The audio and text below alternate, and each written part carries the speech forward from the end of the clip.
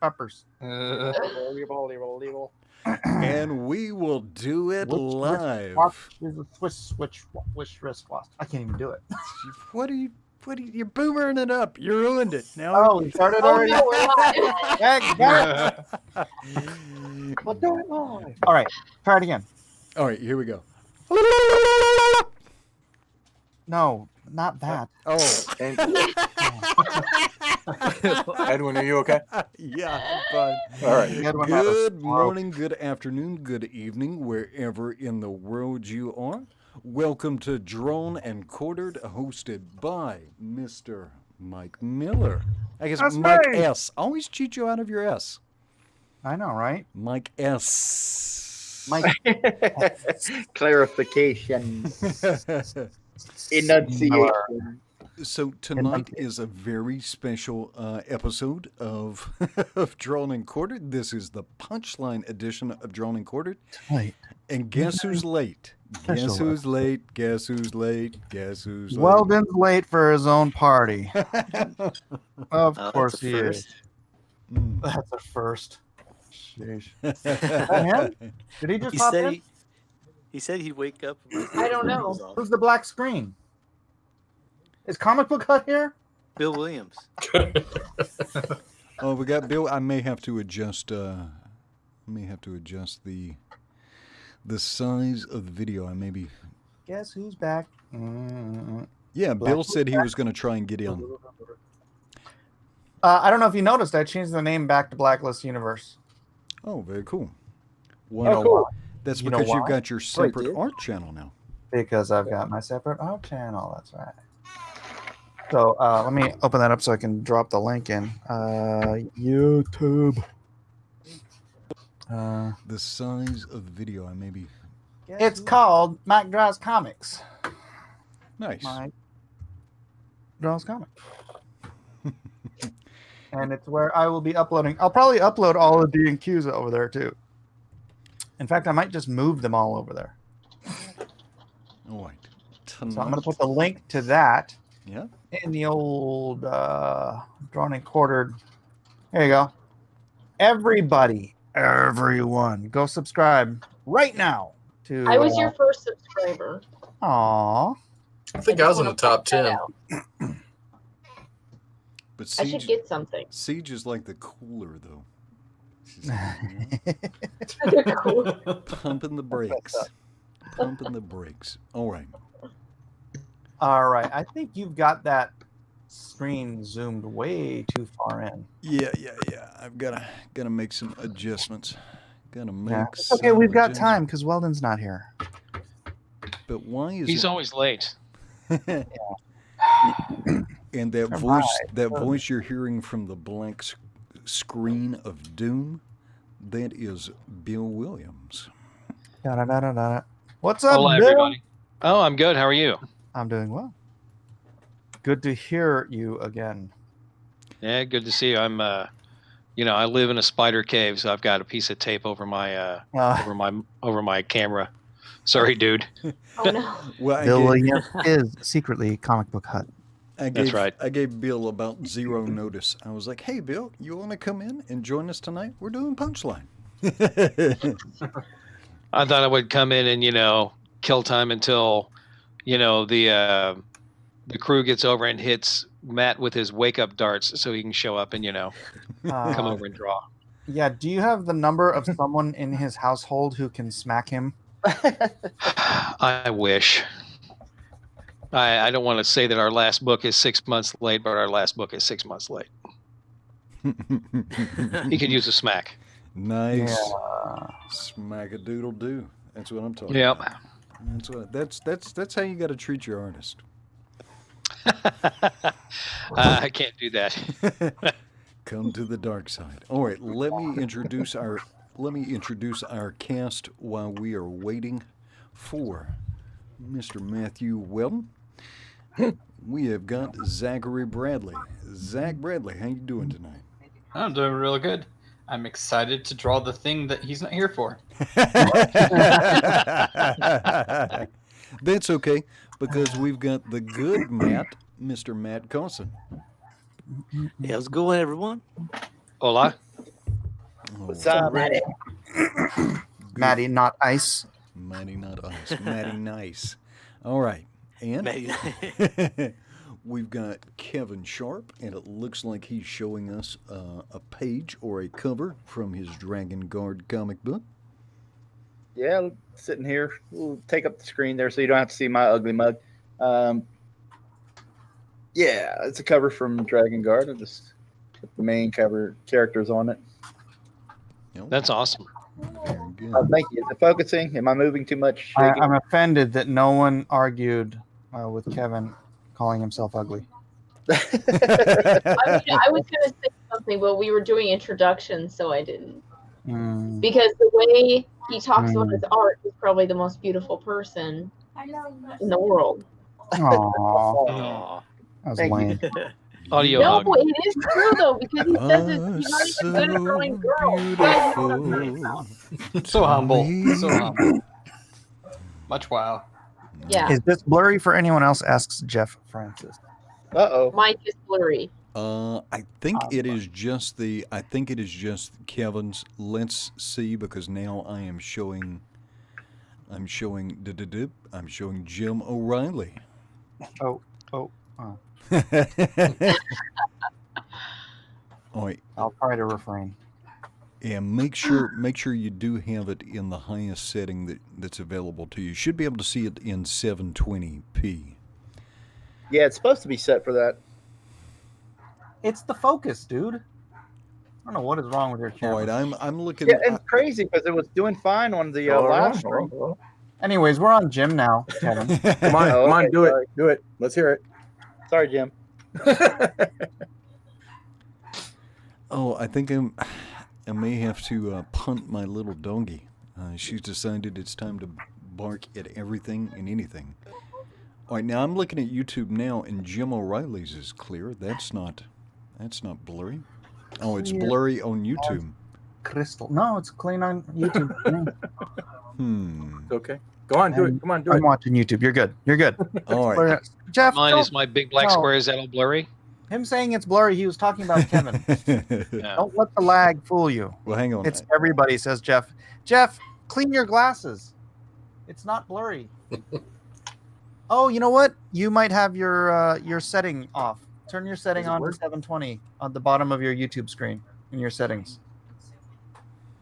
Because I've got everything cranked all the way up. I can. No, it's good. It's good. Matt Fowler says Matt's late to his own party. Wouldn't you know? Yeah. All right, Mr. Eric Hawkins, how are you doing tonight? I'm doing great, Edwin. Glad to be back. It's been a few months. Let's see. And what did you win with? You had you had Moon Knight 2099, right? Yeah. We did a 29.99, re-envisioned some characters that weren't initially done, and I did a Moon Knight, and everybody seemed to like it. Yeah, that was super cool. So we have a sister program called the Drone and Quartered Fan Edition, which airs at this same time every Thursday night. And Eric won that with a Moon Knight 2099. It's pretty dope. Later on in the program, I'll show you that. All right. Miss Siege, what is this? This is a little spookadoodle. What's going on here? Ooh, that's for my comic. Ooh, did you just say comic? Yes. What? Yeah, it's for my comic. Ooh. Oh. Go on. It's a sci-fi comic. I don't know what to say because I don't want to give anything away. Why not? Does it have a title? Yeah, it's called Sector Calm. Mike, can you talk to our guest for just one moment? I'm going to take my dog to the animal shelter. She is. I'll be right back. All right. You just take her down to the Chinese restaurant down the road. They'll make good use of her. He is in Hawaii. There's plenty of. Anyways, how's everybody doing? Siege. What is this character? What do they do, and why do they look like they do? Well, he's sort of robotic. So he's a cyborg. Sort of. So he's an android. Sort of. So he's Data. I don't want to say. Yet. All right. Yet. You'll see. Well, When? maybe you won't, because I'm sure Mike won't get my comic, but Oh, I see. Oh man. Let's not get carried away now. Everyone in the chat, please do like. Oh, I haven't liked and shared it myself. I'm such a hypocrite. Like and share, like and share, like and share. Let's get this out there into the wider world of art lovers and all that fun stuff. So, all right, Siege, where are you in your developmental process then? I'm working on my siege quintules right now. So probably like page 7. Page 7. Who's writing it? Me. Are you a good writer? Yes, I'm excellent. I'm amazing. All right. Are you going to give Nasser Rabani an editing credit? No. Will it be dedicated to Nasser? Dedicated. No. To Nasser Sorry. for all the inspiration. That's gross. Oh, vicious. Oh Nasser. boy. I But didn't I say did- for all the expectoration. I said I'm starting my YouTube channel though, and it's called Siege Does Draws. So everybody go subscribe to it before I even upload anything. it's called what? Siege Draws Comics? Siege Does Draws. Does draws? Draws? Yeah. Like, you know, hey, don't walk out the house without pulling up your drawers. Sure. I do draws. You do draws. You do draws. Who are we going to next? Can we move on from this one? Yeah. It's all me. And I think does everybody know you? Does everybody know Mike S. Miller? Uh, Now that unfortunately. Captain Unfortunately, Cummings they do. has retired, are you the supervillain of the internet? Mike S. Miller. I believe I have assumed that role. Please do go to my new channel. I'm pasting it relentlessly in the chat. It is my my art only channel, and I'll be uploading all of these. I think the drawn and quartered, all of my art tutorials, all of my. I'm trying to get my son to download like our art streams and then like do time lapses on them so that you don't have to watch me draw for 6 hours. And yeah, it's going to be just art. So I'm trying to bifurcate my channel here because I do everything on this channel, and it can get confusing for some people. So yeah, do that. Who is Mike S. Miller? Says Lady Celtic Moon. That is I, 28-year veteran of the comic book industry, best known for Injustice and Game of Thrones stuff, and now doing my own books at Blacklist Universe. Oh well, LoneStarComic.com. Lone Star Comic. Oh, by the way, at LoneStarComic.com, I just made 11x17 artist prints available on the Lone Star Heart of the Hero Redux campaign. So if you want to get one of those awesome Kevin Sharp posters, or the Matt Weldon one, or the Mike Miller one, or any of the other ones, then do that. Matt Will. All right, I'm like running I'm out of steam here. Saliva. All right, and last but not least, one half of the Punchline duo. This beautiful blank screen is brought to you by Bill Williams. Hola. Yeah, I'm standing in for Matt, so I guess I'll have to work like what is it when you etch a screen and you just draw in white on the black space? Oh wait, yeah, I'm not going to do that either. Edwin asked me to pop in. I wanted to thank you guys for helping us promote our crowdfunding round this time. Cool, man. We're glad to do it. Yeah. Yep. Now, I just recently found out that you did some inking. I did not know that before. I do. In fact, I've actually inked Jim on some stuff for Yes, Ben you did. Ferrari and some of his stuff. Yeah. Yes. Awesome, Eager. Super Thanks. cool. Well, time and tide wait for no man, and if they won't wait for a man, they surely won't wait for a Matt Weldon. So, with that said, artist, you are going to have 2 hours to design and draw your very best version of Punchline. Are you ready? No. It No, doesn't not at all. matter if you're ready. Time starts now. All right, I gotta move my camera. Didn't realize we were doing this now. So the title of the Punchline is something that Matthew came up with, and I came up with the story and the characters, and Matt Weldon came up with the verse of my name and a bunch of other big chunks of the story. So that was pretty fun. I thought I'd BS while Edwin goes and beats his dog again.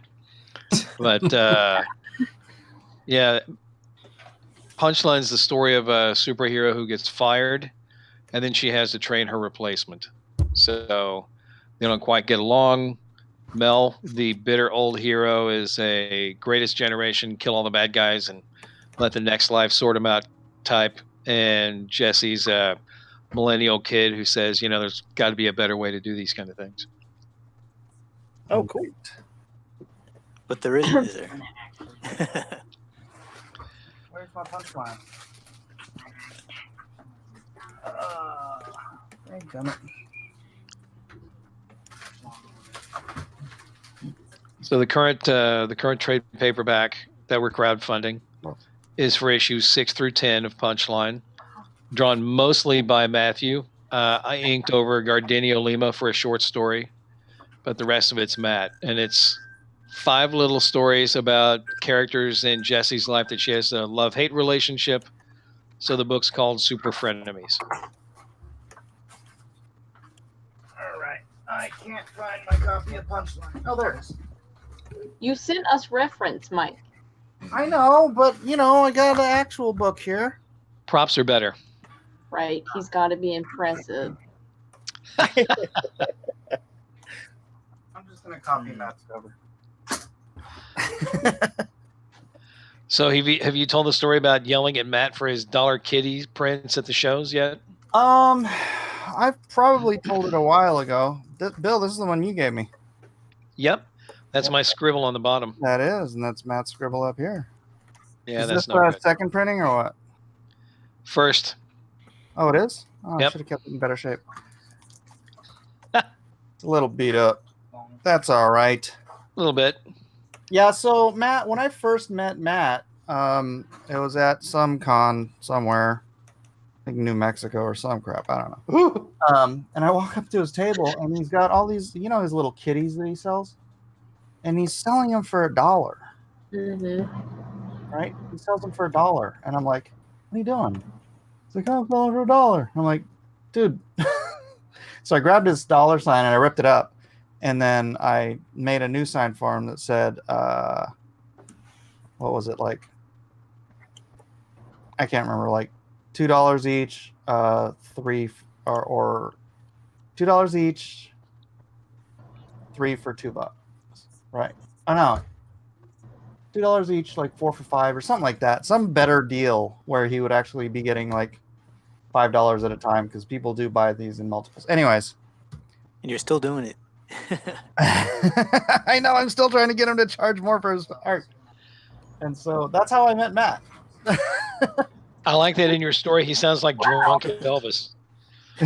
Sell these things for $1, please.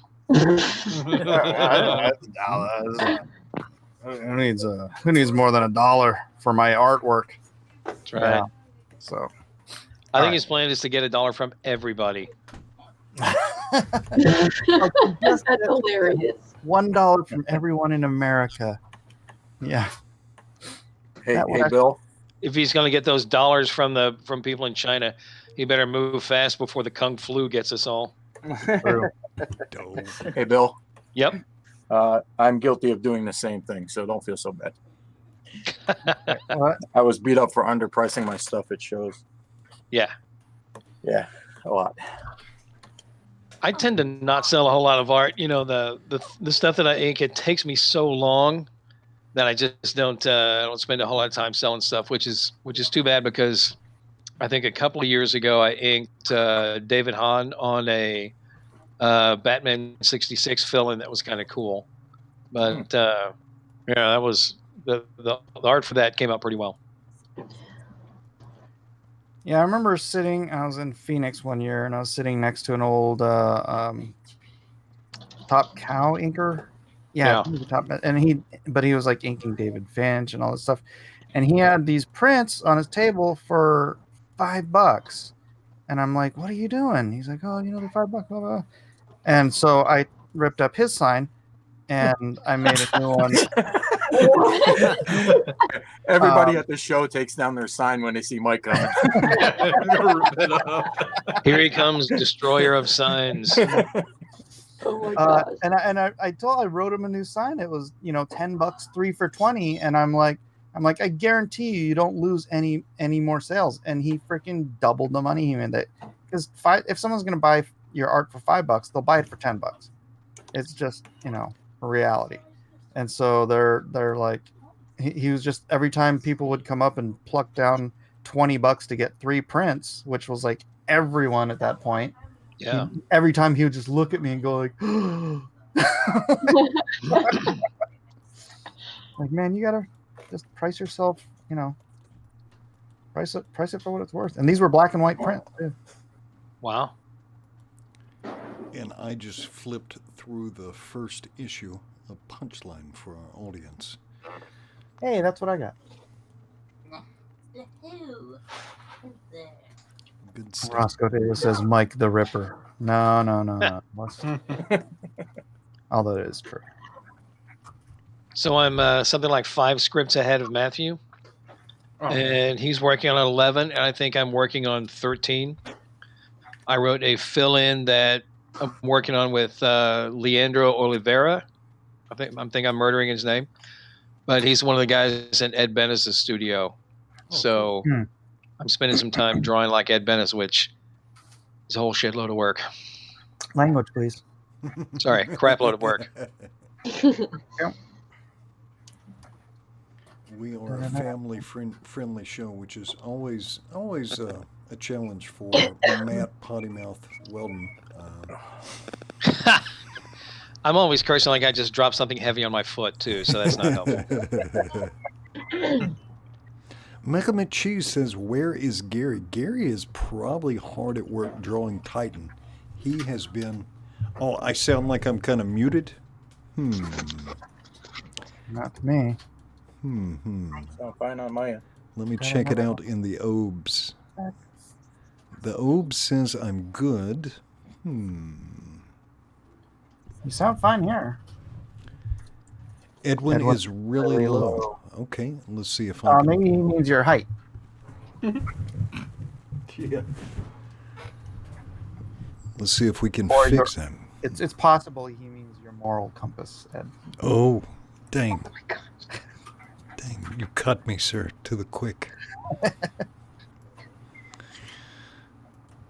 Make sure I am on the right microphone, just in case.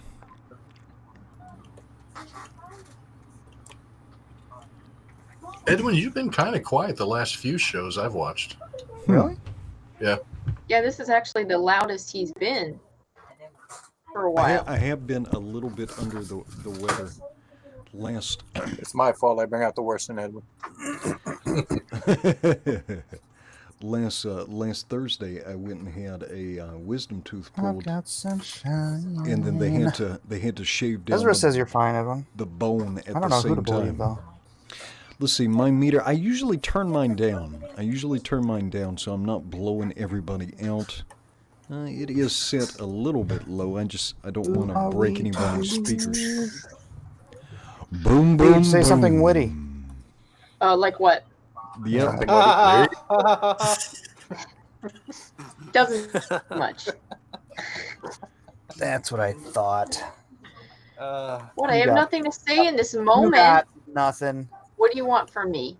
I think she's sad, and we're all sad that a certain peanut butter filled happy man isn't here to celebrate this with us, and we're just all kind of just waiting. Yeah, in anticipation. exactly. Thank you. All right, Victor from the audience. I agree. Sad. Victor from the audience wants a Metal Gear Solid. Yeah. episode. That is sad. 103 though, man. That's how old my grandmother was. Wow. Oh no, wait, my great grandmother. It is a Wow. good life. It's a good run. 3 is a pretty good run. Oh, Yeah. Yes, he's back. Doo-doo-doo-doo. Matt's not back. Nope. Mm-mm-mm. But please do go check out Look, I'm the drawing it too. Punchline Super Thick in the Frenemies. middle. Too late. I've already bought 2 sound bars, says Rager. I'm going to go check how many people have signed up for my new channel. We are at 96. All right. I need 4 more people. Quick. 4 more Alright. people. Sign up to my channel. You're so greedy, Mike. I do. I am. I want to get to 1,000 as quick as possible so I can monetize that channel. Well, I'm logged in with you. I guess I can subscribe. No. You are Oh, now I- subscribed to yourself, Mike. Okay. I wasn't, was I? No. Isn't that the kind of thing that opens up a wormhole when you subscribe to yourself? Actually, I'm going to flag Mike's other channel with himself for lack of proper attribution. Let's see. Maybe he can ban One himself. more. Who is going to be number 100? I need 1 more. Come on. 1 more. Get in there. Yeah, 101. Okay, I need 899 more. Who's going to be the... Yeah, all right. I don't think I have a crowd. Keep Who's gonna winning, be Mike. the what? Like, I was the first one and I didn't get anything. Not even a pony? Be first siege. I feel like I should be rewarded for Okay. having to deal with this attitude all the time. Well, I'll pat you on the head. Thank you. That means something. Not really. All right, Kung Fu Kitty says you just broke 100, Mike. Great. Woohoo! Thank you. Yay! Andy Hayes has already subbed. Andy, just feel free to go make another account and sub with that too. Is it okay, Bill? I gotta ask you because I know you're used to Matt Weldon drawing Punchline. Is it okay if I don't draw her pregnant? Yes. Tends to draw people a little husky for some reason. I like that he draws people that look real, but in some cases they're a little awkward. Not as awkward as that. What was that show you guys did with the Red Sonja? You know, she looked like she was about to belly flop with a sword on a bunch of dudes. I like that picture. Me too. That's a good We one. should have Bill on more often. Well, this His Red Sonja looked like she hit the all-you-can-eat buffet at the IHOP, man. It was just boom. It's nothing awkward about Golden being- Corral, Sonia. Yes. That's right. All right, let's check on our competitors and see if you've been drawing for about 13 minutes now. Does anybody have anything good to show us? Does anybody have a Sistine Chapel in 13 minutes? No, don't look at mine. All right, and Bill, you can help evaluate. This is Zachary Bradley. Oh gosh. Here we go. Leave me alone. Can I just Yeah, shout alone. wrong like Trump every few minutes? Yes. Wrong. Wrong. You're fired. Oh no. Wrong. Yes. Oh, crushing. Crush them all. All right, the other Matt. We tend to call this the good Matt. Look good at Matty Compared Nice. to Weldon? That's crazy. Matt Weldon's practically a saint. Oh no, he's evil. So I've been tricked.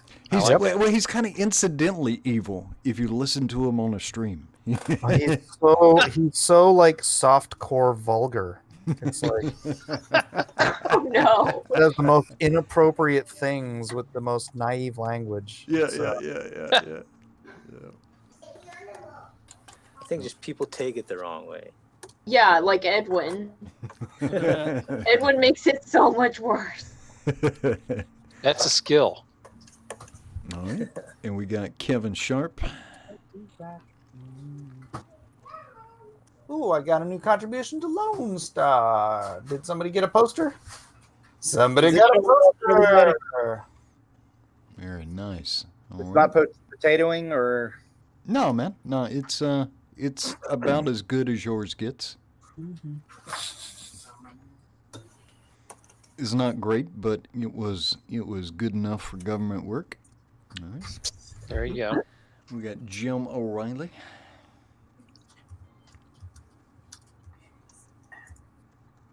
Hey there, folks. I like the atomic butterfly. That's sweet. Thank you. I don't know if she's a hero or a villain or. Sorry. I tend to leave that kind of stuff vague for a while.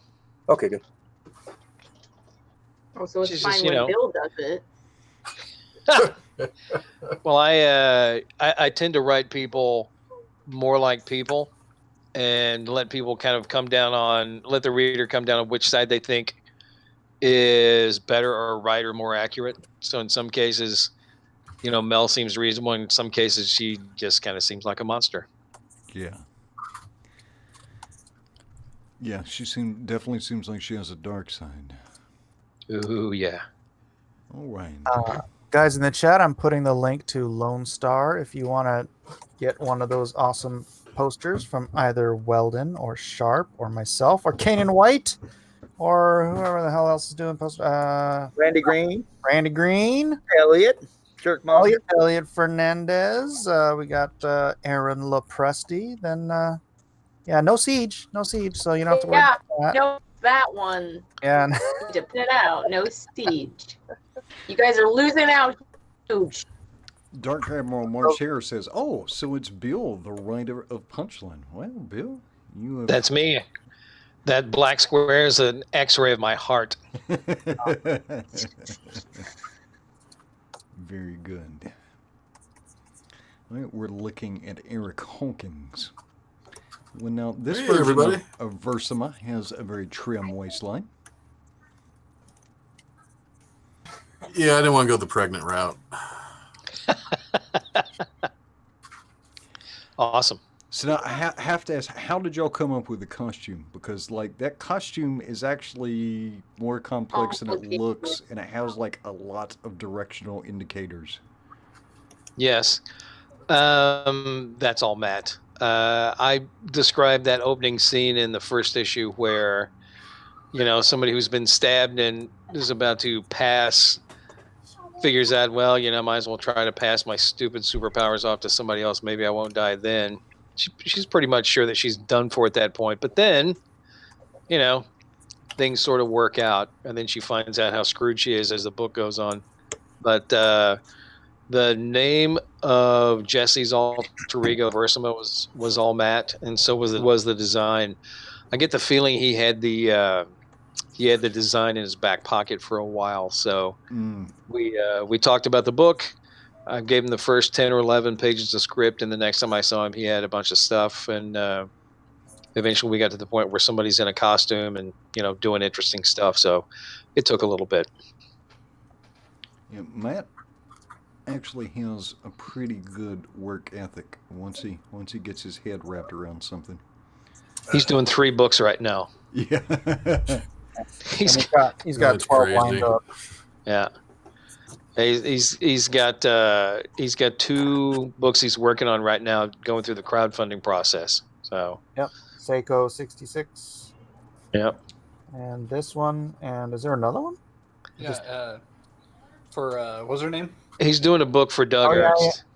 Oh, and he's doing Lady Alchemy. Yeah, Lady Alchemy. Wow.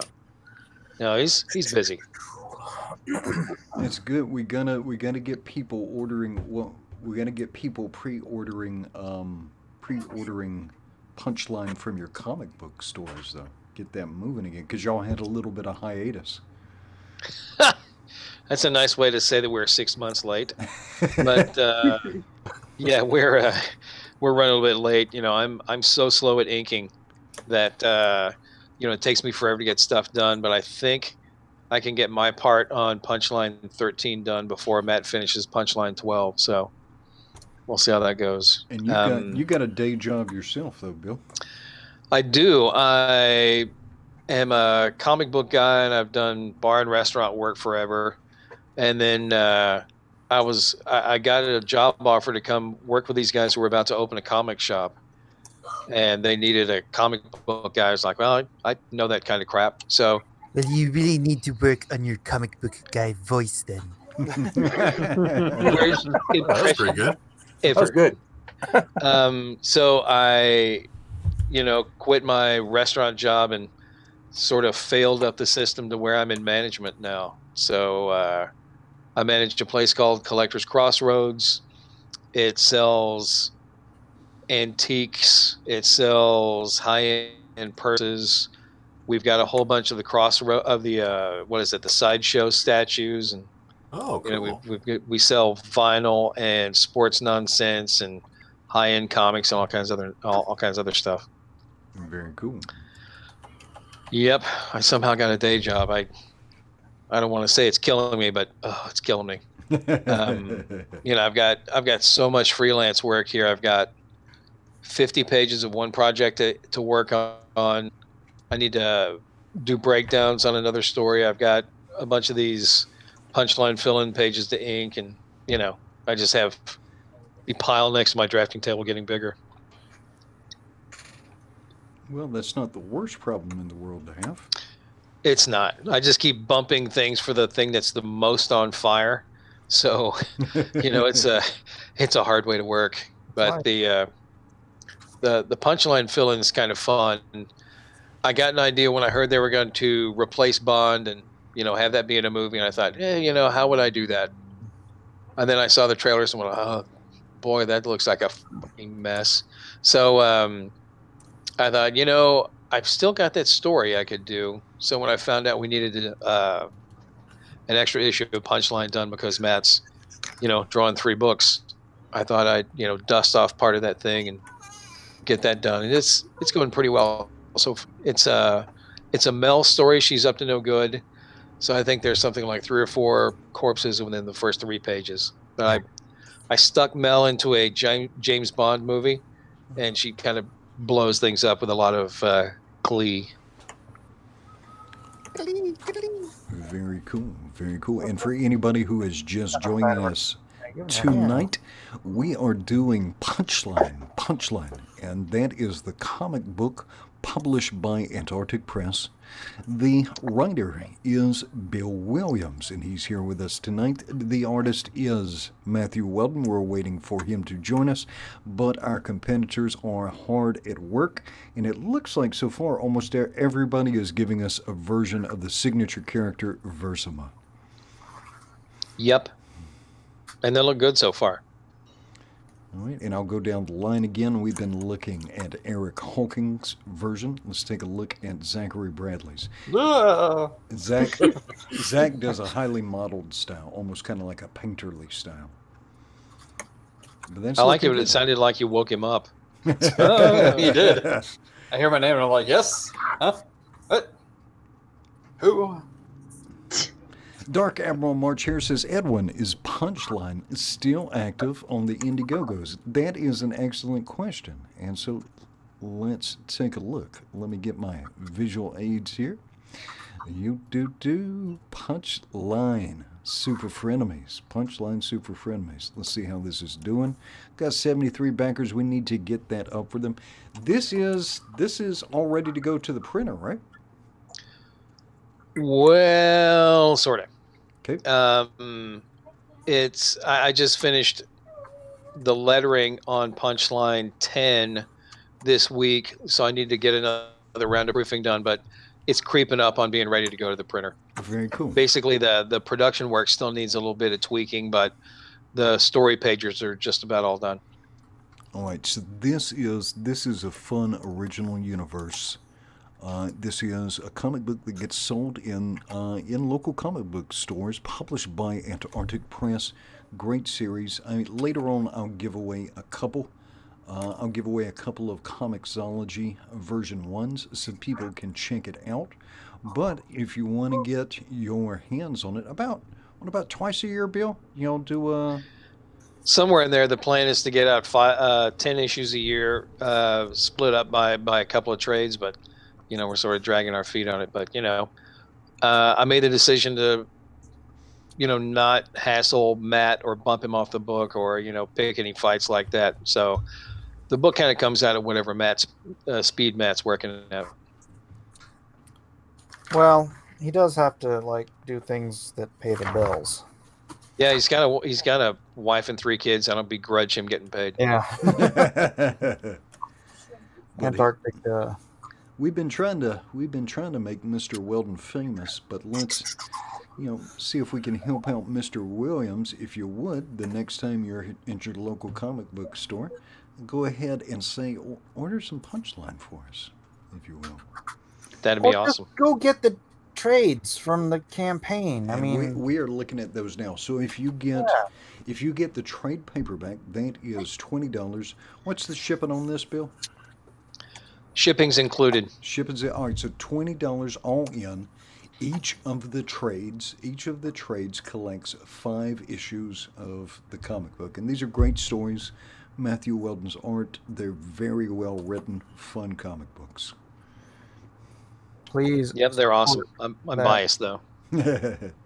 Well, one of our frequent competitors here did a wraparound cover, which I believe is going to be on issue number 13. Brad Somewhere Ashworth. in there. Yeah. Yeah, there's an issue coming up where Jessie gets her test to see if she's going to keep her Versima powers, and she has to fight a dragon. And Brad did one of the covers on that. And that was, a lot of our audience saw that. That was absolutely gorgeous. Yep. We try to work with smart people. It makes us look smarter. There you go. And you still managed to do it with Matt Weldon. That is fantastic. Well, they only see his art. Get him, Siege. Oh, I'm sorry. I'm concentrating.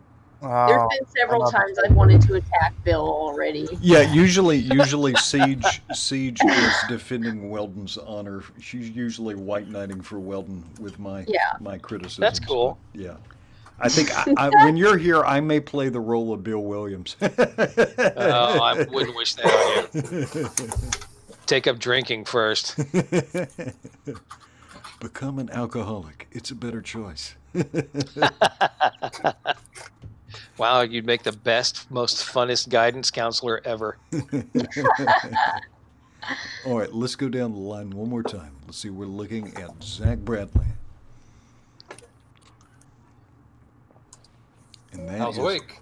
That is coming along nice. Thank you. All right, Mr. Matthew Cosson. Nice, Matt. You've got an ambitious take here. Let me remind you that 27 minutes have already elapsed. Go big, but not too big. It's gonna be a lot of drawing. Matt never finishes his pieces. So you're saying go medium? Medium big. Go medium big. Go really big, Mike. Biggish. Go biggish. 2 hours runs out very fast. All right, we're looking at Kevin Sharps. All right. Jim O'Reilly. O'Reilly. Oh, poor Drawing art. All right, Eric Hawkins. It's just gonna happen, Jim. Just deal with it. I know. I'm cool with it, Mike. I'm good.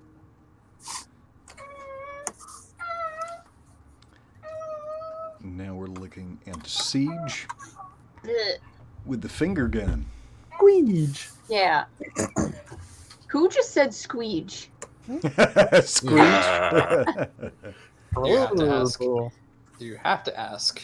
Oh, was it Mike? Mm-hmm. Okay, never mind. Let's see if we can see Mike's drawing at all yet, or if it's all just, sometimes it's hard to see Mike's until he starts inking. It doesn't matter if you see Mike's anyway. No. It's fine. Ooh. Yeah, it's better when it comes out at the end and it's just the best thing ever. That wasn't even a good one, Mike. That wasn't even a good one. I'm just telling the truth, Siege. No, you're not. Whatever. Oh, You your got a insecurity's little, coming out. little computer pad there. I could be completely wrong here, but I feel a little bit of animosity between Siege and Mike. Is that true? No, Not at all. That's What are just- you oh. talking It's about? not animosity. Siege is just jealous of my hair. Of your hair? I'm jealous of your hair. Dude, I have Indian hair. Why would I be jealous of Japanese hair? Because it's better. Whoa. No, it's Excellent not. question. Yeah. No comeback? He's better, okay? When you say Indian hair, do you mean like curry Feather style, or or do you mean like dropping a single tear at the rubbish on the side of the road, Indian? I mean scalping people style. Yeah, that's what I mean.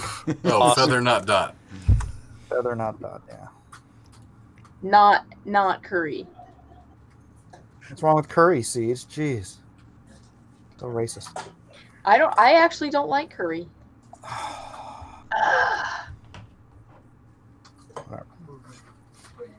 All right, and if you're drawing along at home, please don't forget to share your art with us. You can add it to the Twitter post, or if you haven't already, please do join the Blacklist Universe Facebook group, and you can post it in there.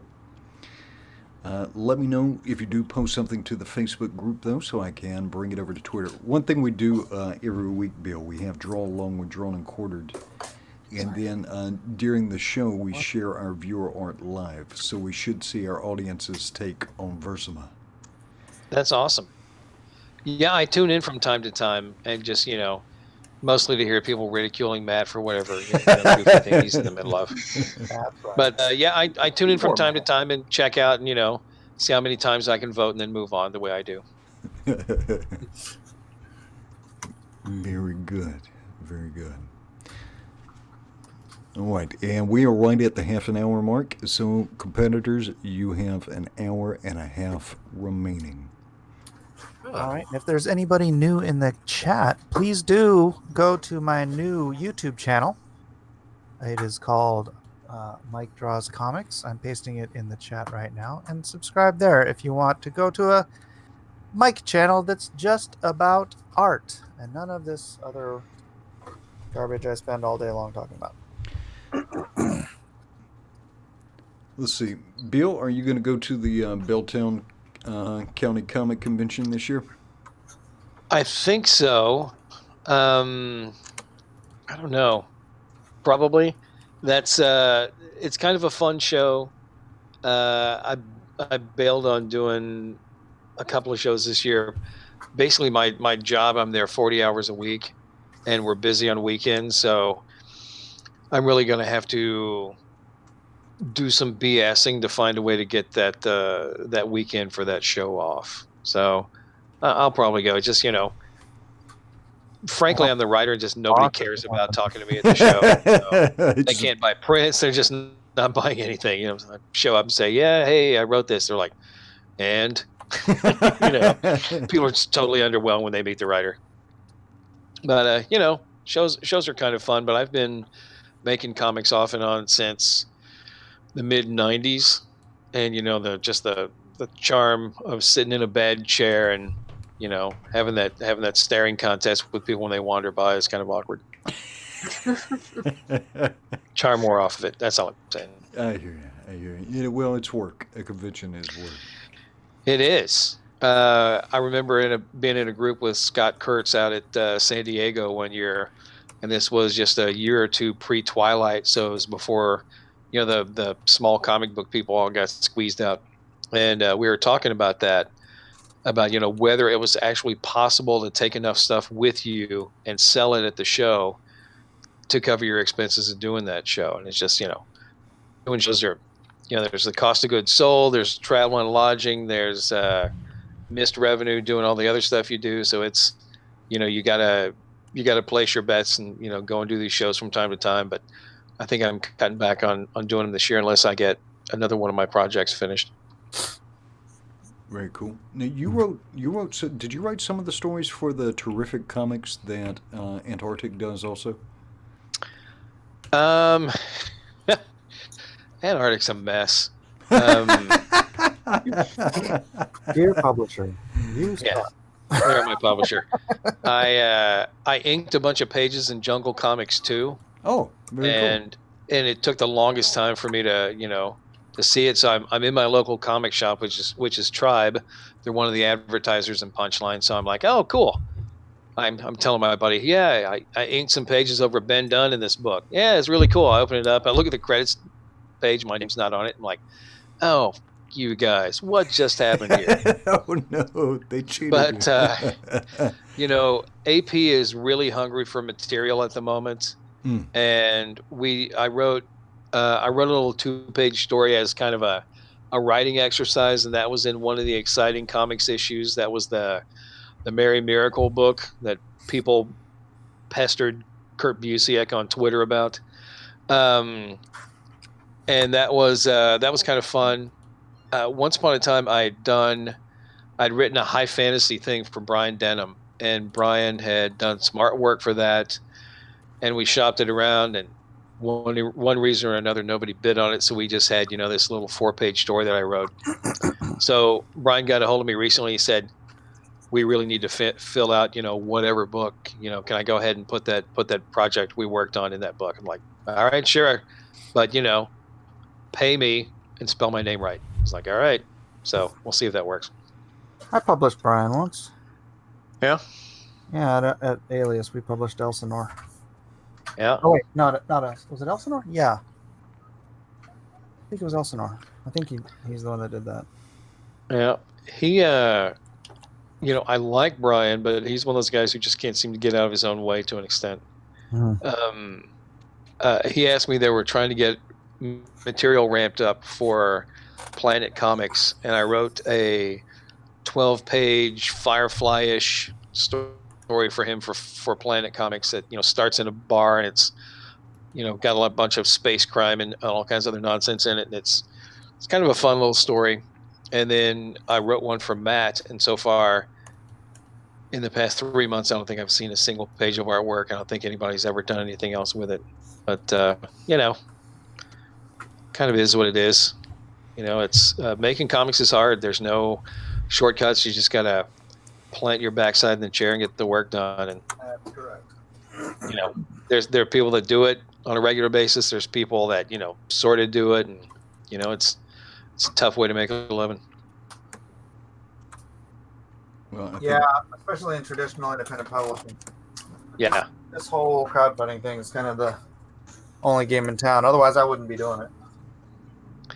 When I first started talking with AP about putting out Punchline, because, Image passed, the IDW people were super nice, and they're like, man, this is an awesome book. Yeah, we're not going to put it out. We'd like to read it, but we're not going to publish it.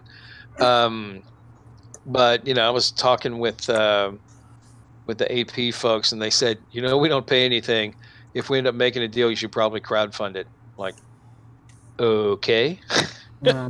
So, I've people say, how do you like working with AP? I'm like, well, they're kind of a mess, but we took the publishing deal that we got. We didn't, hold out for the best offer ever. So, that's where we are. Well, that's kind of the easy thing about being a publisher is, you're just doing the publishing end of things, and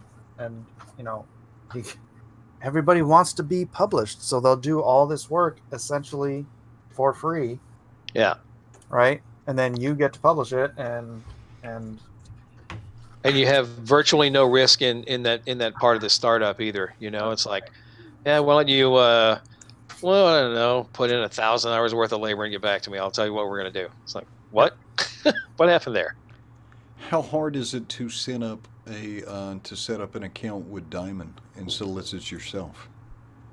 It is pretty tough. I mean, that behemoth of a catalog, something like 850, 900 pages. Nobody wants to see it hit 1,000. So they discriminate pretty hard against new publishers getting in. And AP has just they have an awful deal with Diamond. I think the max discount stores get is 45 off, and Diamond doesn't pay them a whole lot for the book. So Diamond, I think, probably makes more money on the AP books than AP does. Dope. Dude, it is a brutal system.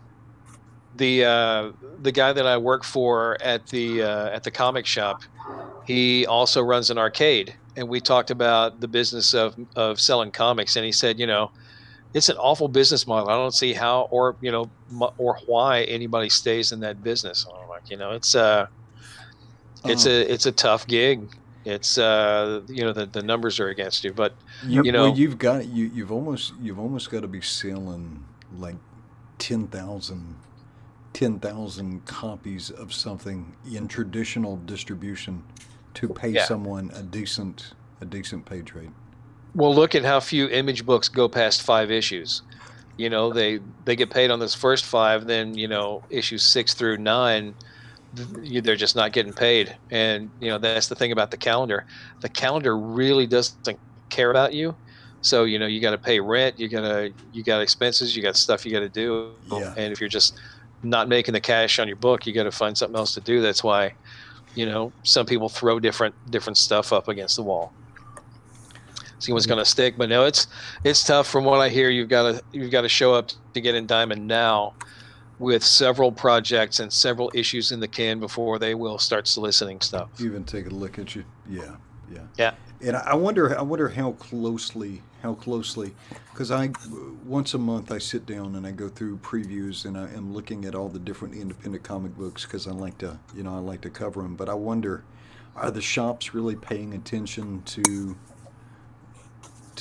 are they really going to take a big chance on some of this stuff unless somebody from the store comes in and says, I want that thing. So it might wind up in somebody's pull box or pull list, but is it going to wind up on the shelf? Oh God, no. If you look at our numbers, typically you launch with a number and then your numbers get cut in half for the first few issues. And then around issue 4, 5, 6, you find out what your number is actually going to be and what you're selling, so you can figure out if your project's profitable or not, right? Yeah. Well, if you look at the Punchline numbers, and these numbers are publicly available through the ICV2 site. When was the last time y'all were in the shops? Ooh, it's been a while. Was it October or was it July? It's on a page here somewhere on my machine. It's been a long time. It's been 3 or 4 months. And that's I would say that it's killing our sales, but it's not really, because our sales are so low, they're hard to find to kill. But the good news is, though, that y'all can actually increase. All right, I'm looking at issue number 7 in July. Estimated units was 1,660. Yeah. Going up. We've been selling 15, 16, 1,700 copies straight across. Now, if you take the number of comic shops in the country and go, okay, so there's, let's say, 2,500 comic shops that Diamond services, that means that chunks of stores just don't carry our stuff. Now, yeah, well, I was going to ask you if Diamond cuts that book in half, or is that book pre-cut for the shops that give the 0.45%? No, you tear it apart like it's a Trump speech. Oh no. No, I talked to the people at Austin Books here, which is a big local store, and if they stock in 5 or 10 copies of all that, that means that even fewer stores kicked in on that. We do have some stores where where the folks are good partners with us, and we do have a few. That's why we have a retailer tier in our crowdfunder. And one of the locals guys bought, a half dozen trade paperbacks for his store. So I hope we can go over and do a signing and set up with him. But the thing that surprised me was that in May, for Free Comic Book Day, AP put out, our first issue as their Free Comic Book Day in 2019. So 50,000 copies of that thing went out. So we had 50,000 opportunities to get, our sales bumped. Man, it just didn't happen. Really? Our sales are virtually the same as they were, pre-Free Comic Book Day. Crazy. Yep. I don't get it, man. Did you do the first, when you did the first collected trade paperback of Punchline, did you launch that on Kickstarter to begin with? No, I didn't think we were going to hit our number, so I went with Indiegogo, because I thought, if we put something up on Kickstarter and we're trying to cover our printing bill and we come up short, we don't get anything. Right. So, well, let's just try Indiegogo and see what happened there. And then, I've decided to do them both, and under Kickstarter's terms of service, you have to go with them first. They don't want a project that's been anywhere else. So, we may have irked some people that paid us on Indiegogo, but not personal, it's business. And it's almost different audiences, though. A lot of our audience is starting to dip into both pools. Yeah. Yeah. Comic book readers, especially, and people in general, tend to be kind of tribal. We go to the same restaurants, we shop at the same stores, we wear the same stuff. In a lot of ways, we buy our comics through the same outlets. So, it's kind of basic human nature. Oh, that's awesome. I don't know about that. I don't think that division as much as it used to be. Actually, it looks like between the two sites, between Kickstarter and Indiegogo, the second run of this has performed better. It has.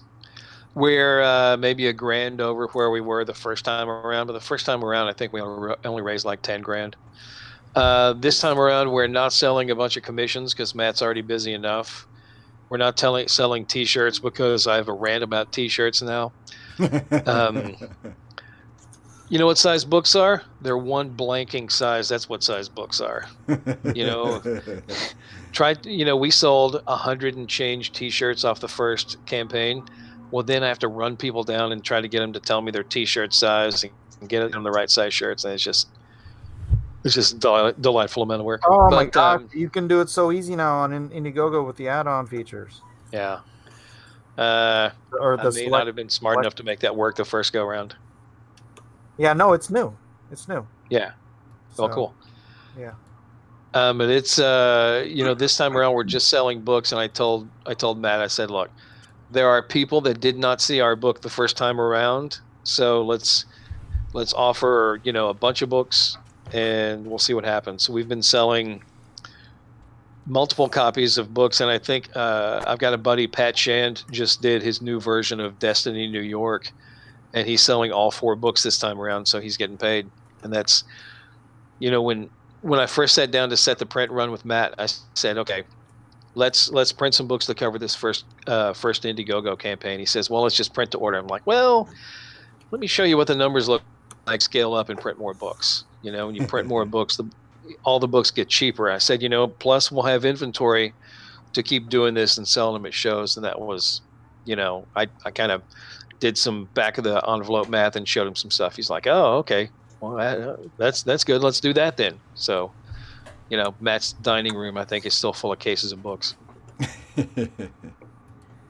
Well, now, the good thing, though, the next time you come back to Kickstarter Kickstarter backers tend to reward multiple campaigns. Yeah. So once you fulfill, if you make another offering on Kickstarter, you will tend to grow from iteration to iteration. Oh, that'd be cool. We'll see. As is, the day job pays me I don't want to say stupid amount of money, but enough to, make comics and work and do all kinds of other fun stuff. So we'll see how it goes. Be more selective. It's been going well so far. Yeah. Well, I've also got a fake Golden Age thing that I'm working on. That's kind of fun. I think I'm 50 pages worth of pencils into that, and I got a few other projects I'm working on. It's just a question of, when can I get the time to sit down and do some drawing? All right. Someone in the audience asked how Mike is doing on the Trump book. Let me show you. Awesome.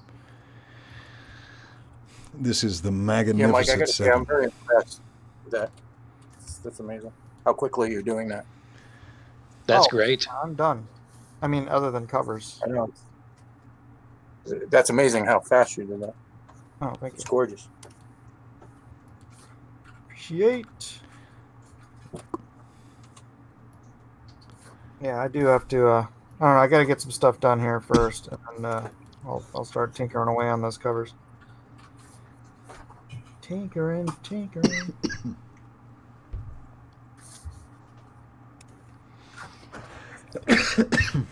So this is, this is one of the opening pages Magnificent Seven, now colored. That looks great. Is that the Sorosian? I'm not looking. Are you showing the Sorosian? Let's see. And did it get? Yeah, it got disconnected because of course it did. No, that's the one with Trump. Oh, okay, cool. Trump getting sworn in. Right on. In the office. We are approaching that hour mark very shortly. Mike. Yes. Jennifer H says goes on sale when? After I'd finished fulfilling, well, first of all, it's all Get completely done. So it's being colored as you saw, and then I'm gonna get it lettered as soon as possible, and then I'm gonna have it printed and designed and all that stuff, or designed and then printed, for distribution to different media outlets, so that I can try to get a little bit of attention from it before I even bother starting the Indiegogo. So, in a bit. I don't have a set date yet. But 95% of that book was created in 1 month, so that is good stuff. Yeah. 20. About 3 weeks actually. But that's cool. How many pages? 24. Oh, good for you. Yeah. Oh no.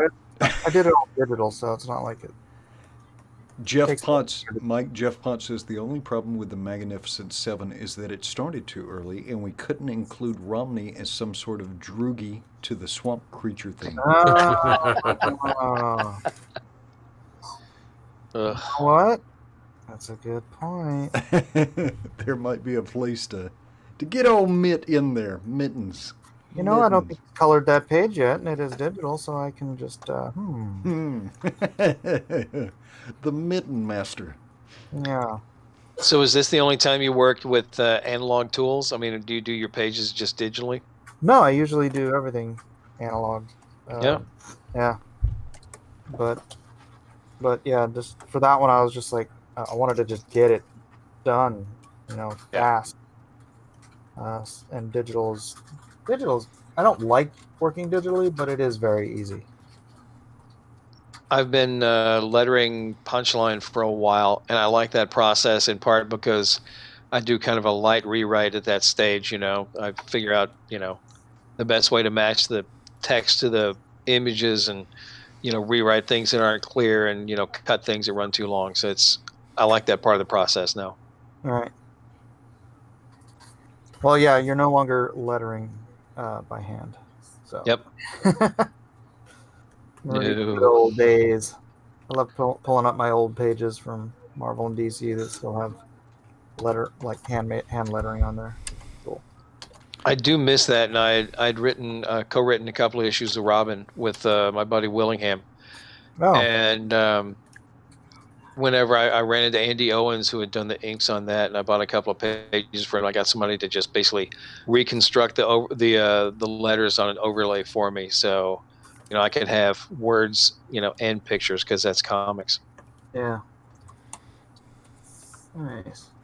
What's Bill up to? It's probably up to about 3 feet in snow. He lives in Minnesota right now. Minnesota. Yeah. He took his Fables option money and bought a big damn house. So he doesn't have to work too hard if he wants. I think he's working on some comic book thing, and he'll roll that out at some point. But he's old. I think he does comics for sport, not for blood, like other people. So maybe he gets them done. Maybe he catches up on something that he's got stacked up on Netflix. I don't know what he's doing. The R2D2 for life. Weldon, we talked to Weldon about 3 hours ago. He was like, all right, I'm going to lay down and take a nap before the show. And he's all, I'm so excited. Yeah. I'm so excited, I'm going to take a nap. Speaking of excitement, If you would like to win a Comixology version of Punchline number 1, go ahead and type Punchline into the chat, and I will get that sent out to you after the show. Type Punchline into the chat. I'll give the wheel a spin, and we'll pick one of our audience members to win a Comixology version of Punchline issue number 1. And then while we're doing that, we will go down through our competitors. We got Zachary Bradley. That's looking good, Zach. Thank you. Hey-o. Gotta add more characters, though. All right. We're looking at Matt Cosson, who looks like he's not only second guessed himself, but triple guessed himself. It's the problem, Carson. You muted. We may just have to confiscate Costin's eraser and say, commit to the bit. If I don't like it, I just can't go with it. It's like if it needs more salt, I can't eat unless it's got more salt in it. If the salt loses its saltiness, loses its savor. All right, we're looking at Kevin Sharp. I'm going to give the chat about 5 more seconds to get a punchline in, and I'm going to give the wheel a spin. And I need the winner to DM me or send me an email. I'll put my email into chat, and all I will need from you is a good email. All right, and it looks like our winner is Ray Thulu. So, Ray Thulu, send me a DM with your email, and after the show, I'll get you a punchline number 1 on Comixology. Awesome. I was totally hoping for that click, click, click, click, click sound effect from you spinning the wheel. Oh, yeah, I've got to get me one of those. Be pretty cool. Yeah.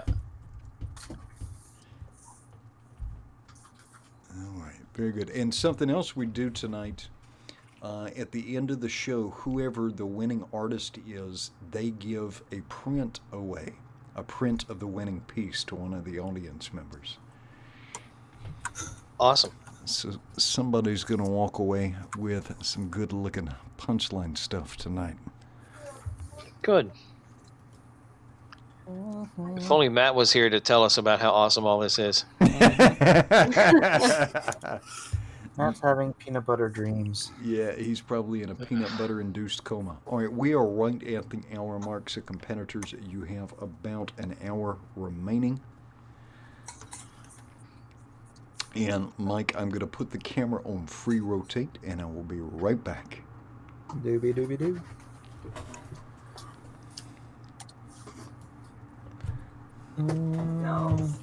So is Bill trying to get Ironwood over at Netflix? No, I think that's one of those things he doesn't. I don't want to say that he disavows it, but it's not at the top of his resume anymore. We talked about that at one point, and he said, I always thought that would be interesting, but turns out the subject matter, bored me to tears within a couple of issues. So now he's I think that he's behind the scenes been spending some time trying to tug a Fables movie into existence. His agent is Ken Levin, who was one of the executive producers on Preacher and The Boys. So, he's got better connections out there now. So I think, there's a solid chance that something will happen with Fables, but who knows when. That would be cool. It would.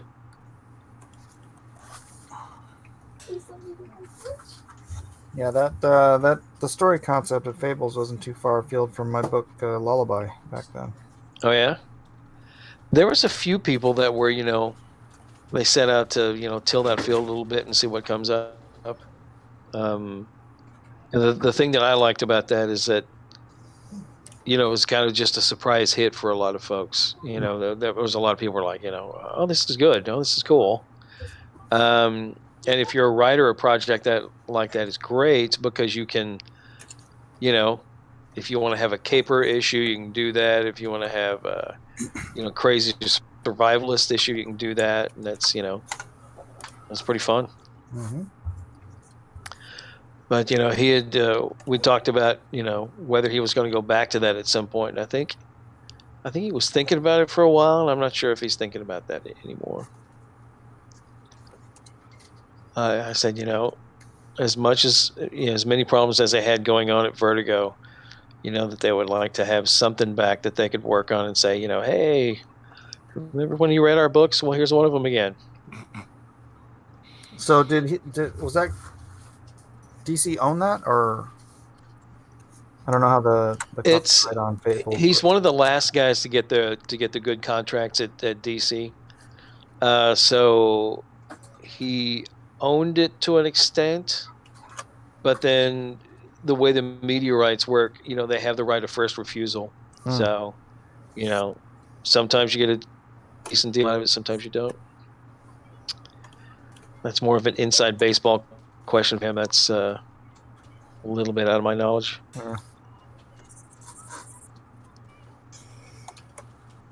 Wasn't there a TV series in the works at one time? There was a Fables TV show that got as far as a pilot at NBC, and they paid development money to get, I think, 4 scripts written to pick 2 shows out of it. So Fables had a 50-50 shot and missed. But people keep trying to make something out of that, and I've heard rumors about what they've got going on, but that was a couple of Chicago shows ago, so I'm not sure what the hell they're up to now. Yeah, Take that to Amazon. Yep. It's like right up Carnival Row, Yeah. So Ben Dunn gets a hold of me. He's the brother of the publisher at Antarctic Press. Yeah. And this was after he had talked to, he did a set visit for Warrior Nun, which is coming up. And after that set visit, he said he made a bunch of buddies. So he says, hey, send me some Punchline stuff. My producing buddies are all happy. They want to read the stuff. I'm like, oh, great. So I sent it to him and said, who is it? So he tells me the guy's name, and I look, and it wasn't actually the guy that was producing the Warrior Nun stuff. It was the guy who'd been sitting on Ninja High School for like 5 years and hadn't managed to get anything produced. I'm like, oh man, got somebody interested in my project, but it's somebody who doesn't actually do anything. It's like, ugh. Yeah, that's Hollywood, man. I've got my deal with the devil is at Broken Road Productions, which is an A-list company. It's been there for 10 years. Yeah. See, A-list guys don't get everything they want done, made, That's very true. Oh, it's, as hard as it is to make comics, if you, the creative team on Punchline is like 3 people, 4 people, if you count the editor. But so there's only basically 3 guys that can screw up a project. When you start talking about stuff that's been filmed, people in front of a camera doing stuff, there's dozens of people that can screw those things up, bad acting, bad, whatever. Yep. Just don't get George Lucas on there. Oof. That guy, he got so lucky. He was so in the right place at the right time once upon a time. Mm-hmm.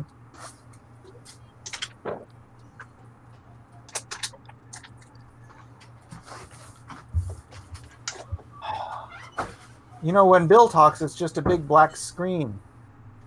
Where's Edward? Yeah. So as I'm droning on, people think you've gone off the air. Oh man, I'm like my camera's like way low, huh? Hold on a second. Test. No, it shouldn't be that fast. That's weird. Mike, that looks awesome. I've always liked your stuff. Oh, thank you.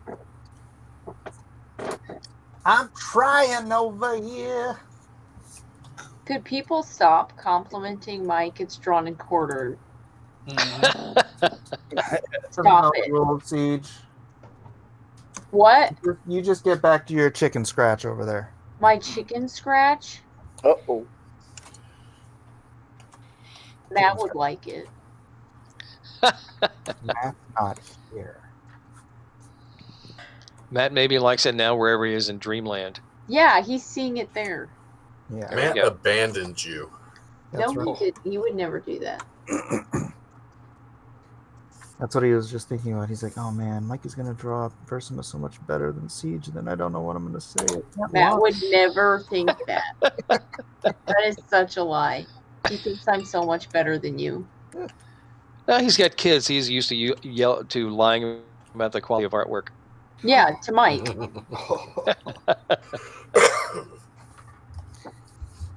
Matt would never lie. Terrible. So you're saying that he does think I'm better than you? I'm sorry. I don't know what you're talking about. Yeah, there we go. I'm sorry. What? You're breaking up. Can't hear. You're going into a tunnel? I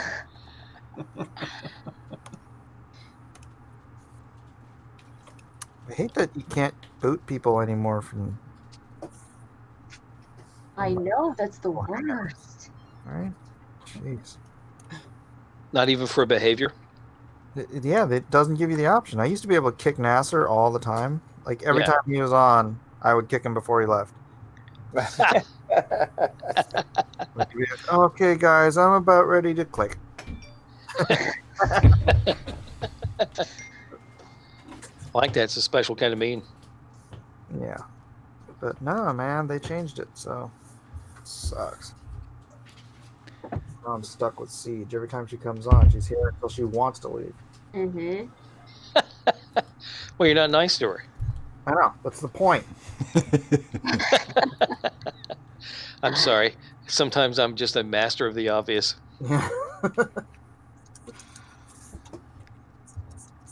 Well, I tried to give Matty Ice a call on Facebook. No response. He must be in a peanut butter-induced coma. You know, you could always just swat him, see if the cops wake him up. Oh, no. Oh, no. Oh, no. Too soon? Too soon. Oh, no. Poor Matty. I'm a little jealous. He went to the range last week. Him and Tim Lim went to the range and shot some stuff. I haven't been in a while, so I'm a little jealous. I did a little photoshopping we won't talk about. Oh, I can only imagine. Bill Williams is, of course, joking. Yes. That's what I do. For See you in 300 seconds. yeah. For anyone who has their sense of humor impaired, that was. Calliope at Night. That's what I do. Calliope at Night says, I miss Nasser. The usual suspects appear to have chased him off of YouTube. Yeah, come to think of it, I haven't seen Nasser. No, he doesn't pop around here as often. But if he does, I send him once in a while. I'll send him the link. But our moderator, Jiminy Cricket, is hard at work drawing Nasser Rabbani's return to comic books. That's right. Awesome. I think, Bill, you may have been breaking everybody's hearts, though, because people look like, wow, Bill's got this great-looking comic book. It's on Comixology. It's being published in comic book stores. And he's like, oh, it's kind of hard. Yeah. Well, that was the goal. You know, I was talking with Willingham about the book, and you know, while I was trying to pry a cover quote out of him, and he said he liked it. He sent me this rambling stream of consciousness. He says, "That's what I think about your book. You know, figure out if you can put something out. You know, from that." And the struggle is between whether Mel makes Jesse a worse person or whether Jesse makes Mel a better person. And that's kind of a struggle that's going to go on in the book for a while. But yeah, I like writing Mel. She's, damaged and mean and, lots of fun. And the one I actually have sort of a hard time keeping a grip on is, writing like a kid. When I was a kid, I read a lot of the Bob Haney, Brave and the Bold books. Yeah. And if you go back and read a bunch of those, oh man, they just don't hold up. They're just full of fake hipster slang, and it's just there's some terrible, terrible dialogue in those. And I made a decision just not to write like that. So when it comes to writing Versamon, I'm like, ugh, how do I make this kid sound like a kid without making her sound like a stereotypical kid? Yeah, a lot of stuff. Classic stuff is evergreen, but a lot of stuff will just not hold up, unfortunately. Yeah. I'm lucky because I've got Aaron Sparrow as an editor. Aaron's a buddy of mine. He edited me when I wrote some Richie Rich comics for Ape Entertainment.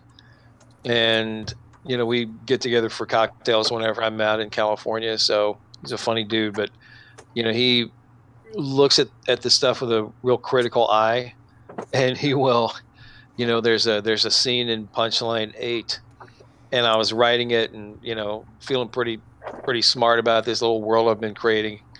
And Aaron just sends me a note and he says, "Hey, I'm on this page.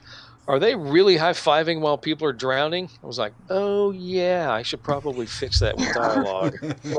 So, I'm a big believer that you should always have somebody smart come along and look at your stuff for you and give you some feedback on it. And Aaron does a great job on that for us.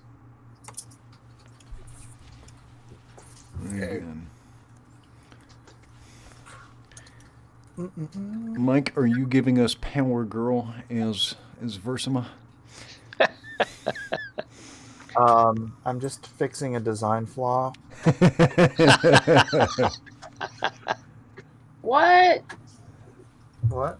Are you drawing huge boobies? Hey, don't body shame. I can't even see it. It's potato-y. Oh, well, all right. That's fine. It's just the it's the camera angle. Mm-hmm. Right. So let's contrast this with Siege's version of Versama. The R2D2 for life says, "Good night." Oh, good night to you, R2D2. Adios. The R2D2. Oh, Kung Flu Kitty. Kung Flu. Oh no. Yeah. Good luck avoiding that coronavirus out there in Texas. Actually, probably here in Hawaii and Mike in California, we are probably the most susceptible. You're closer to it. I saw a news report that the actual numbers may have leaked today, and it's worse than anybody thought. So yeah. The actual, if those were the actual numbers, it was more like 150,000 confirmed cases and something like 10,000 confirmed dead. Wow. Yeah, that's not containable. So we'll see where it stops. It will stop at our wall. So just to be safe, make sure to order your issue, your trade paperback version of Punchline and Lone Star today, because 2 weeks from now, maybe you won't be able to. So I'm finishing up Punchline 10, and I said, hey, AP guys, do the order adjustments so that we can get the books out as soon as possible. And one of the considerations was, well, now that everybody's, bunkered up in their homes and nobody's actually printing the books in China, we may have a hard time getting it out in a timely fashion. I don't know. I think that so much of the country is shut down that it's going to be hard to get anything out of them for a while. Well, China's a freaking continent, man. Yes. But that was the office guy at AP, his opinion was, well, I don't know if it's going to happen or not. I could look up for the last book. We use the same printer that AP does, and the trades come out great and the hardcovers come out great, but the books look like they run an obstacle course before they get into that box. So the individual comics, sometimes can catch a little bit of a beating, but the trades and the hardcovers look great. But I think it's coastal. I mean, I've been to Shanghai. It's a fun place. It looks like Houston, but it smells worse. But it's be curious to see where this stops. I think it's put in a temporary into the civil unrest in Hong Kong because they're starting to have cases show up over there. So they're everybody's just kind of freaking out. Everybody's staying home. Let's see. In the chat, we have a question from Everett Todd. He says, "Who's Eric again?" This is Eric S. Hawkins. Eric S. Hawkins. He was the winner of the fan edition. The fan edition of Drawn and Quartered. And I'm over there almost every week. That's if anyone cool. wants to come over and watch. I like that. The glasses were Matt's idea. He said, not only did he take them from Stan Lee, but he said, glasses make a big difference. It's bound to make at least as big a difference as those stupid little domino masks make.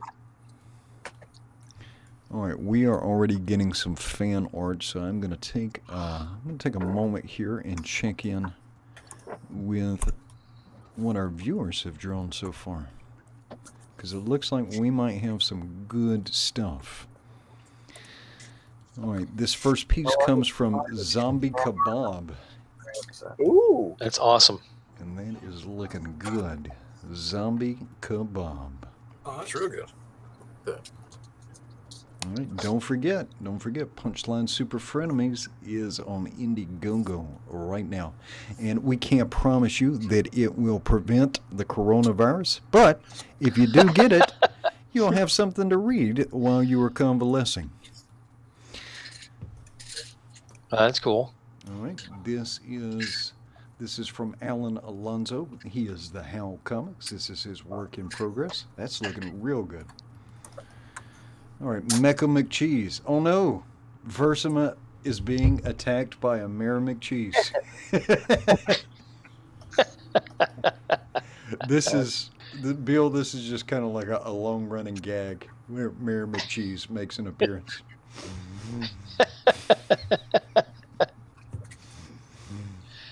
What do you think Mayor McCheese eats? Anything he wants. That's right. Good to be the mayor. Yeah. That, if you actually saw like a Mayor McCheese in person, that would be horrifying. Yes, it would look more like Rawhead Rex. All right, we got Juan Soto. Oh, that's coming along nice, Juan Soto. Cool. That is pretty cool, man. All right, Elrodimus Flash. So he sent us up here. He says Sally Fields and Tom Hanks in Punchline. Oh. Oh man, that's so bad. Nice. All right, we've got another one from Juan Soto. Oh, cool.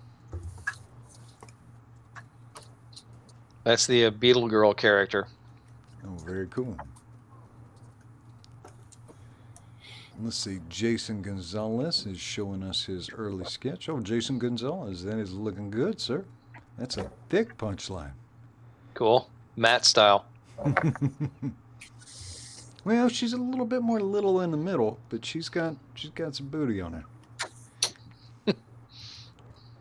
Punchline's got back. All right. Elrodimus Flash said, Punchline, how about her partner Kickline? There you go. Nice. Elrodimus Flash has a sense of humor. And then we are getting scolded here by Everett Todd for not having Punchline on much earlier. He says, finally, it took a dog's age to get here. Cool. Oh, and we had another one come in, Shinobi Raccoon. Very nice, Shinobi Raccoon. That's awesome. Guest starring my girl Sakura, the Savage Shinobi. All right. Very good. Let's get back to our competitors. We will start with Mike S. Miller. There.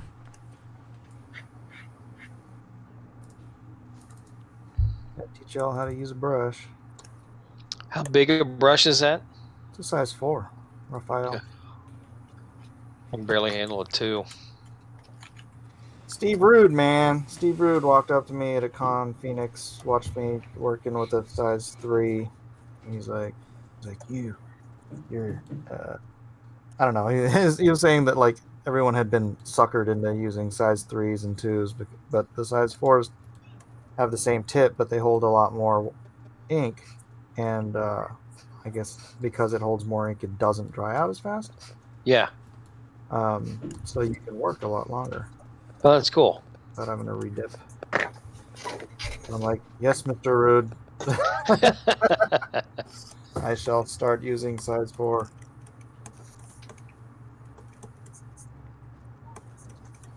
That is Mike Miller, and we'll work on down the line here. Let's see how Siege is doing.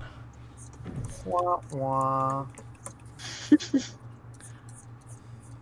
Mike's looks like a potato. A potato in a wig, huh? Yeah. Spud line, if You all will. saw it. Spud line. It looks fine on YouTube, young lady. Doesn't mean it doesn't look like a potato. So it looks like we're getting a little bit of Charlie's Angels action here. Yeah. Sweet. She's using her finger guns.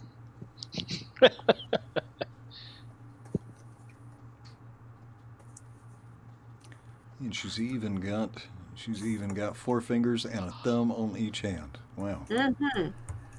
Putting everything in. Right. Yeah. You win, man.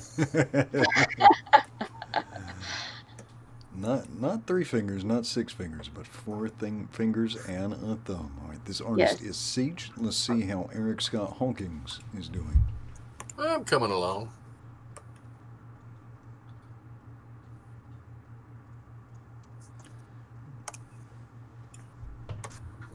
Looking very good. All right. Ride along the automobile. How we doing, Mr. O'Reilly? Horrible, horrible. Look away, look away. Drawing art. That's where we're at. All right. Not bad, not bad. Okay. What issue is the girl with the butterfly wings in? 8. Okay, I've not read 8 yet. That's why I am not familiar with her. Got it. I am shamefully unfamiliar with all these characters. They're entertaining books. It is a fun series, and I highly encourage everybody. Go to your comic book store and ask for the upcoming issues, but please do go over to Indiegogo and get yourself a trade paperback. Now, if you get that trade paperback, you're going to get 5 issues. You can actually, and they've actually put up the earlier series. So on the Indiegogo, you can get all of the 10 current issues. Each trade paperback collects 5 issues for what is that? That is $20. 120 pages of story for $20, which includes shipping. Yep. It's crazy. We've also got hardcovers for 30 each. That's not bad.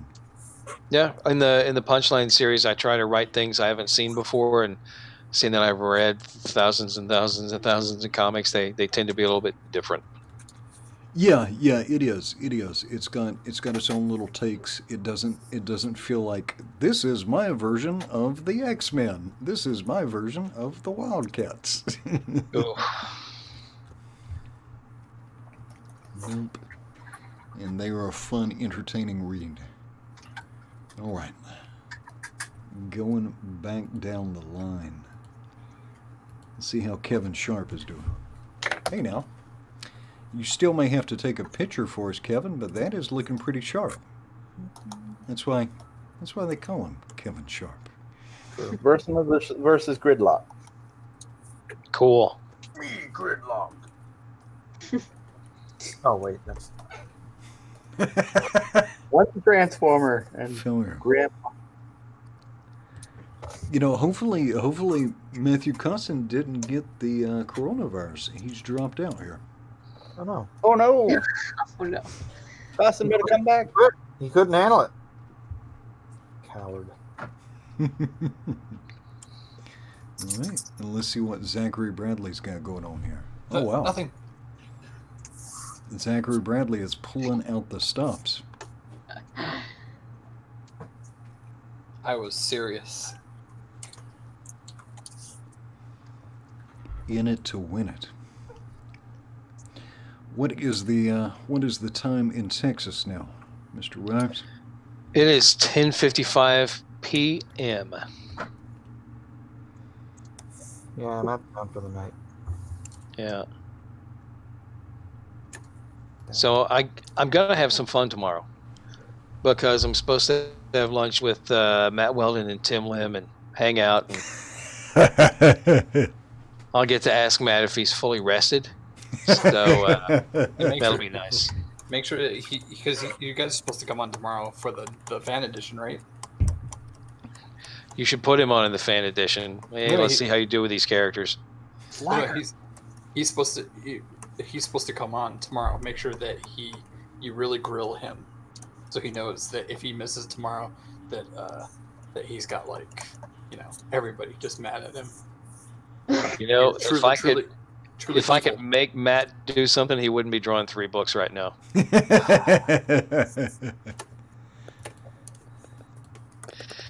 And yes, I have hit that age where I just feel like being honest most of the time now, which is, not entirely good for everybody. Have you're starting to come into your curmudgeon powers? Yes.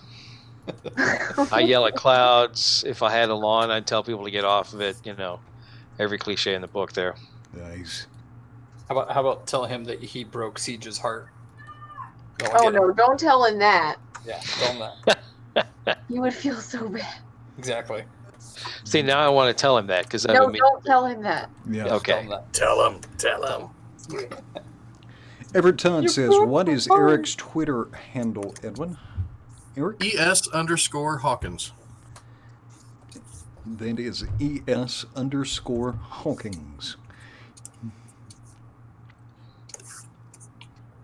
There you go. Yes. Make sure to give Weldon plenty of crap tomorrow from all of us. That's right. So we've got a restaurant we go to in Georgetown, Texas. It's a nice place. A buddy of mine runs it. And no matter what they have on the menu, Matt gets the same thing every time. What is it? It is a hickory burger that has onion rings on it. And they have just a wide variety of just all kinds of awesome stuff. And, we'll get, fish and chips, or we'll get, random stuff. And Matt's like, well, I could get anything, but I'll get that burger that I always get. Like, yeah, cool. He's a creature of habit.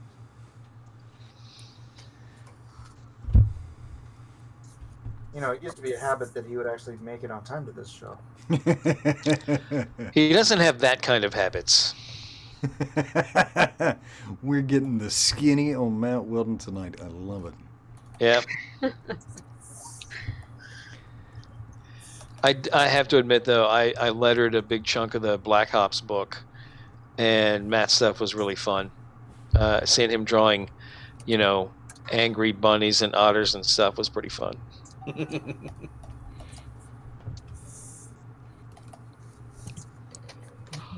Good. Well, we are happy to see Matt Weldon being in demand. Hopefully we can translate that to some demand for Punchline. That'd be cool. I'm happy we had I don't want to say huge expense with the t-shirts last time, but we're actually going to come out a little better with the cash this go around, I think. So, very good. Very good. It's a good thing.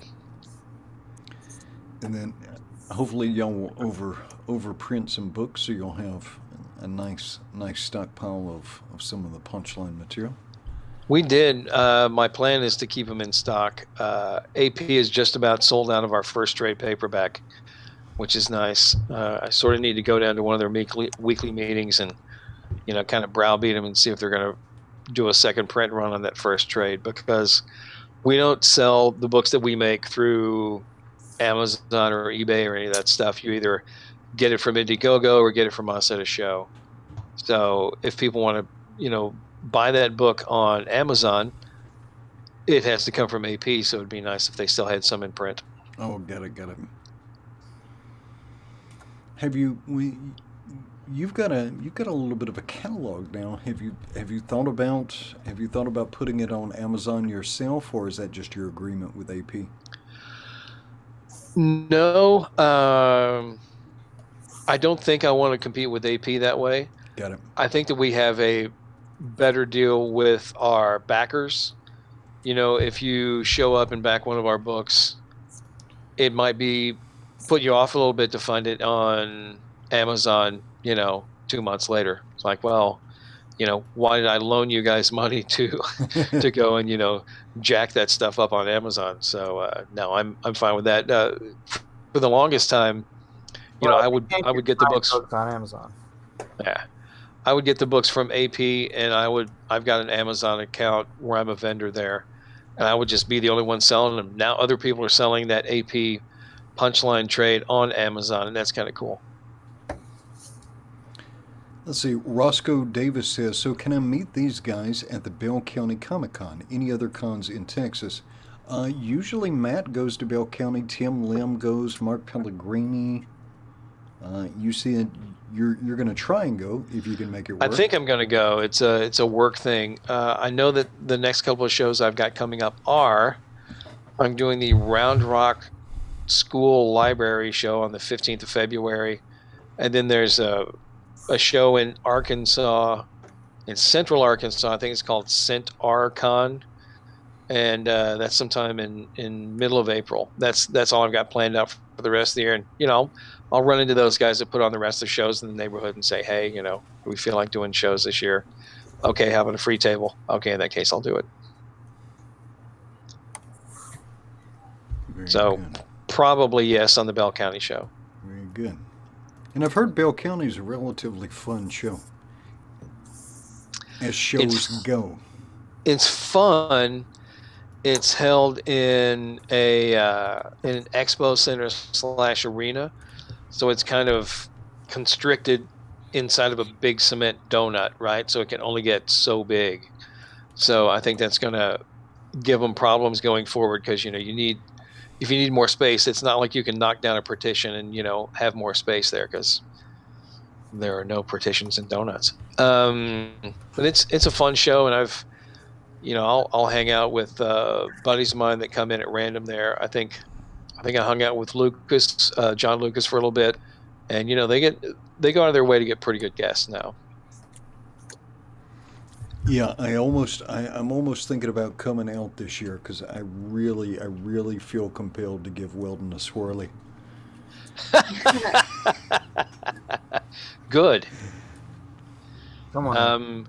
The thing that he does at the show that makes me crazy is, okay, Matt's cheap about a lot of stuff. He will bring like a can of salmon and open that up behind the table and start eating that, and it smells like low tide. I'm looking at it like, what kind of god awful cat? Are you hearing this? Oh, it's killing me. What? Yeah, I can hear you. What? No. I say, are you hearing what he's saying? Yeah. Okay. Yeah. Why? It's just I don't know. Maybe back Mike a little bit. Maybe Mike's not so bad. What? No, I think it's hilarious. Mike doesn't smell like fish at a con. Exactly. Yeah, I didn't. You guys don't I didn't wanna say understand it. the quirkiness of Matthew Weldon, okay? He's an artistic genius. I have actually opened up a bag of dried squid in a movie theater. All right, take it all back. There you go. Like I said, my friends are weird. So funny. The people like right behind me are like, What the hell is that? Let's see. Oh, Tim Lim says, "Oh, it's Bill. Bill, you sound different with that mic." Matthew Weldon fell asleep and didn't want to wake up. So if you want to come in and pretend to be Matthew Weldon and say some Weldonish stuff for us, I can send you a link. Let me know. You can play the role of Matt Weldon. If you're gonna play the role of Matt Weldon, none of your stories have to have a point. This is very true. Our audience knows Matt Weldon very well. This is why I feel compelled to give him a swirly. I want Weldon to review a comic sitting in his car. Yeah. Because he sounds just like certain somebody. He That's does. so weird because I never think he sounds like him. Really? Yeah, I think that's weird. It's immediately who I think of whenever I hear Weldon talk. That's I agree. weird. I agree. Who do you think he sounds like? Your boy Zach. He could do a great impersonation, I think. He's not even trying. Yeah. He's not mean enough to do impersonations.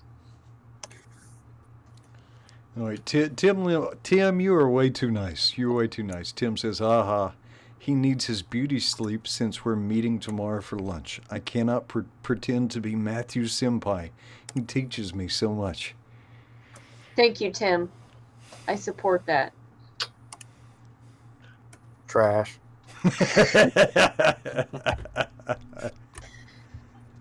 Yes, our audience has become accustomed to Weldon's extreme frugality and his quirks. Oof, it's true. It is all true. I know we've done, I think 15 or 20 shows together, and we've done, trips through horrible hotel rooms at different shows when people were putting us up, and it's just, Matt's cheap. Oh, no. Hey, He's Edwin. a millionaire before any of us because he'll save all the money he ever makes. Oh yeah. That's probably true too. Yeah. Yeah. What's our time, by chance? We have 23 minutes remaining. Oh, cool. No way. What? Way. That works. What am I supposed to do with all this time? Oh, geez, like you're Aaron. You can try drawing a background.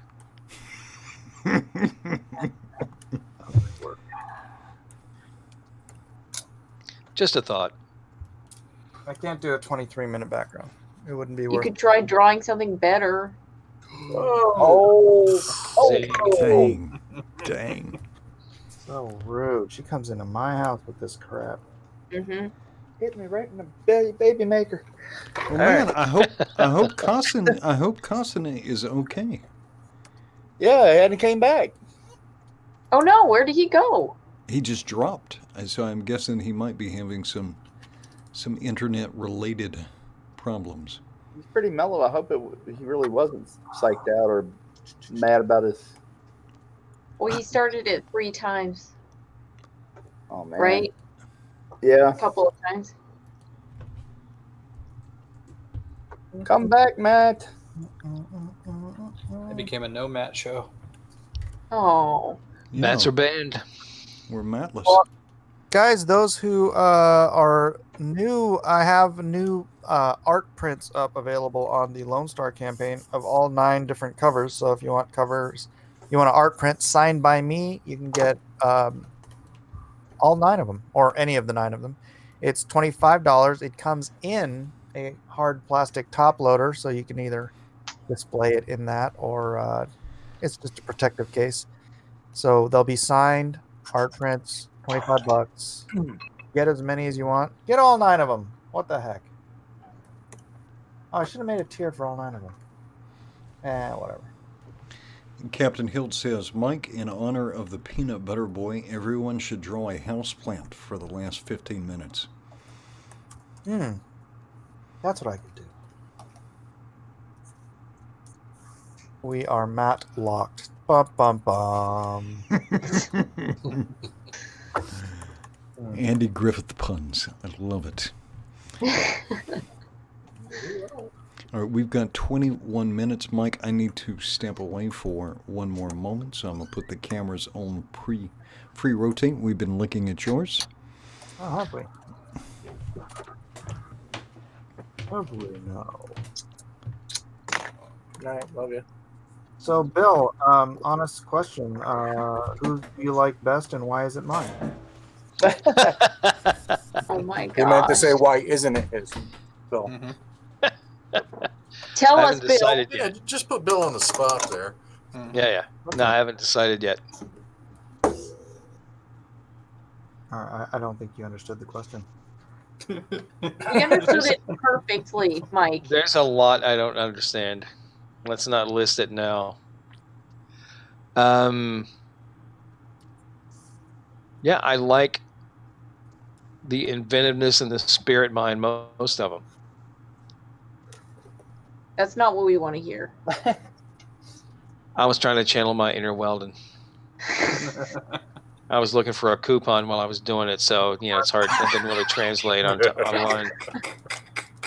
If you're going to channel your inner Weldon, you have to start the sentence with With what? "Oh my With god." Yeah, that's what I was gonna say. You'd have to be like, so the other day, Yeah, I was How about jumping on the virtual underwear? trampoline. On the trampoline that I found on the side of the road. There was this thrift store underwear. Yeah.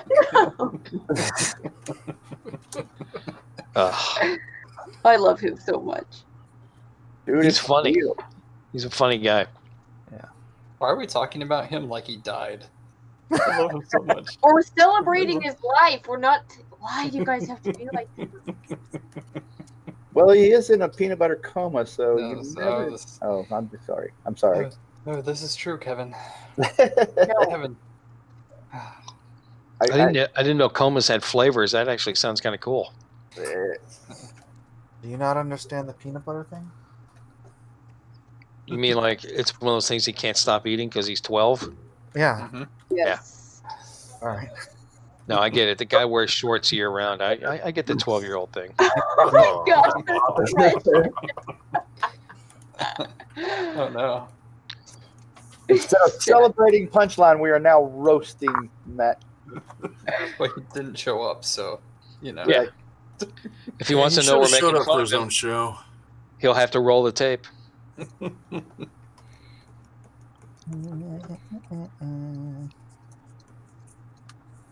How much time do we have?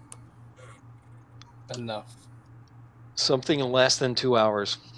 Oh, true.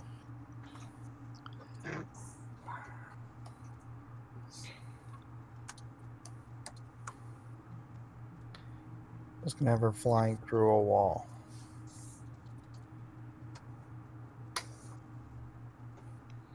So, Mike's, what's your next show appearance? I don't know. I might. I mean, I have passes for San Diego. I don't have any place to. I don't have a booth or anything. See, I thought I had a table space at San Diego last year, and then I found out that I didn't. That was a little awkward. Yeah, I don't know what's going on with Matt there. Which one? Weldon. Huh? Matthew Weldon. Yeah, heard of him. Yeah. Because I sent him. I got him in contact with one of the guys in San Diego. So. Yeah. Like somebody that does artist alley space, or somebody that's got table space. Well, I got him in contact with the one that does the exhibits. As far just to see if we can get him a pro badge because he's past the deadline for it. Yeah. If there's artist alley table space, then I know the gal that handles that too, so I could probably talk to her. But I don't know. I'm kind of going back and forth on whether to try to get a space for myself or not. I can usually get, like, if somebody backs out, they'll put me at the front of the line. Get in there. Yeah. I know all those guys. So. Well, that's good. I got a room at the last minute. I went through Airbnb instead of trying to go through the Hotel Apocalypse nonsense, and that worked a lot better. Let's see. Tim Lim says, "Let's go to San Diego Comic-Con, Bill. I have my pass. Mark Pellegrini does too." Sounds like a rap lyric. It ain't no fun if my homies can't get none. Yeah. Yeah. Stay at the SDCC. Yeah, all you have to do is bring a sleeping bag and then go sleep in one of the lines that people are waiting to get in. Free, you know? Just go into the bathroom in the morning, wash up a little bit. Are you saying that the homeless problem spikes during Comic-Con? Yeah, essentially. But there's all these lines out there that people are sleeping in to get into like Hall H and stuff. It's like, huh. Well, you just open up a couple of cans of salmon around your sleeping bag, and the cats will guard you while you sleep. Ugh. And the weather will be perfect, so you don't have to worry about getting too cold. That's true. I don't know if I've ever seen anyone actually have a tent there, though. That would be funny. I wouldn't doubt it. All right, we are looking at Jim O'Reilly's. And Bill, if you need to go, I didn't mean to, because I sprung this on you at the last moment. I was like, oh yeah. Let's get Bill in. Anytime you need to go, I know you've got stuff to do in the morning. Well, I hate to duck out for the before the big finale, but then I also hate to vote for Mike and take stuff about it for the next time I see you guys. So. I don't know. Why did you vote for Mike though? Like, what game are you playing? I'm playing a long game. What is this even about? About 2 hours. Well, short of 2 hours. How much time have we got left, Edwin? We've got 14 minutes of competition remaining, and then it usually takes us a little bit to get the votes in. So realistically, we've got at least a half an hour left. I'm kind of a regular viewer, but occasional participant, in the chats. But I don't want to say I'm never going to pay Mike to talk to him, but my lines don't always pop to the top of the list, if you know what I mean.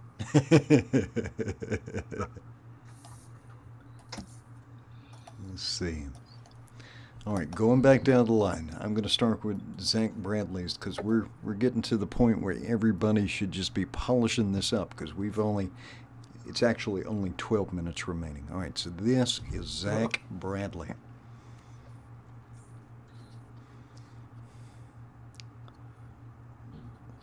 And that is a nice rendering of that character. Thank you. That's awesome. Thank you. Right.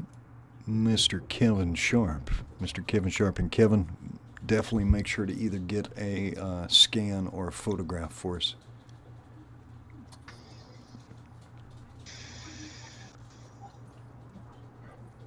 Is the show any better? It's better. It's better, but it is still your camera kind of cheats the audience out of some of the detail that you put in. Oh, gotcha. It shakes a little like there's an earthquake where you are. Yeah, that's me. That's good. That's the palsy. Oh man, I certainly hope not. That's an early indicator of coronavirus. That's where the speed lines come from.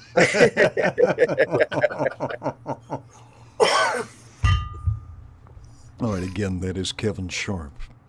This is Jim O'Reilly. Jim, I know you're trying to get it finished up, but when you have a chance, zoom out so we can see this bad boy in its entirety.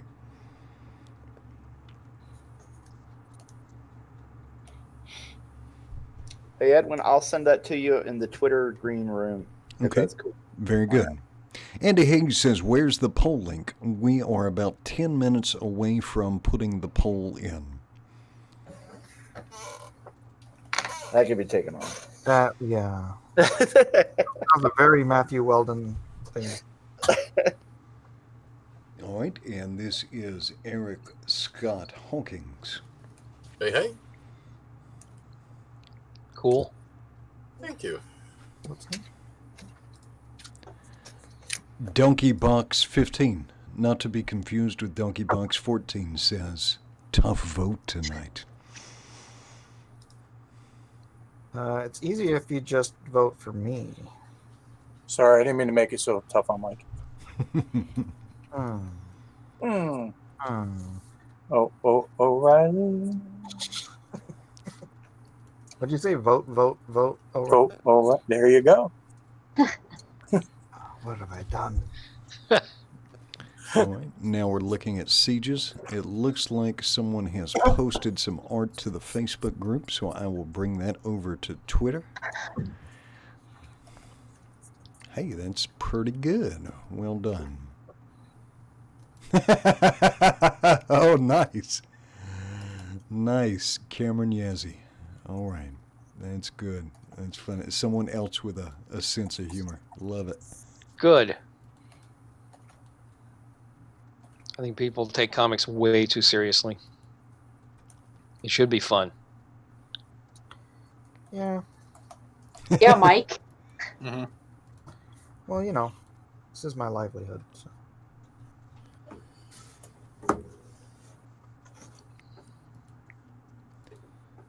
Let's see.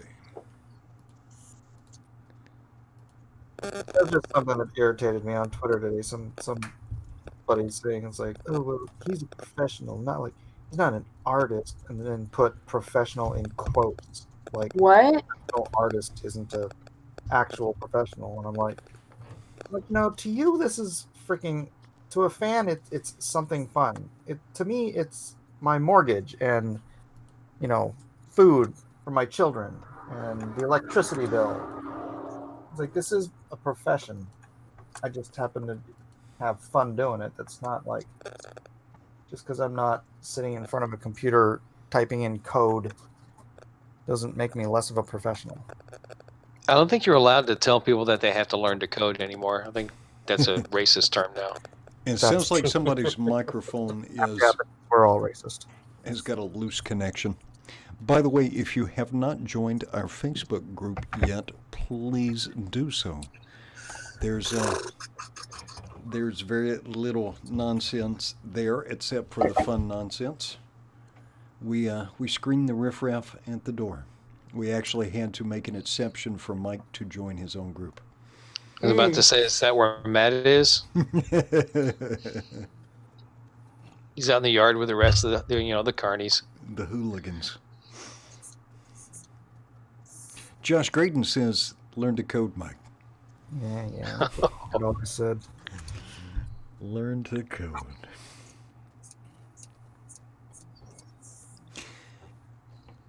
Ezra Caleb West asked the question that has been on everybody's mind, I think. Tim Lim, when are you going to do an anthropomorphic animal comic with sexy female rabbits? Wow, yeah, I was just about to ask the same question. Bosom bunnies, if you will. Ooh.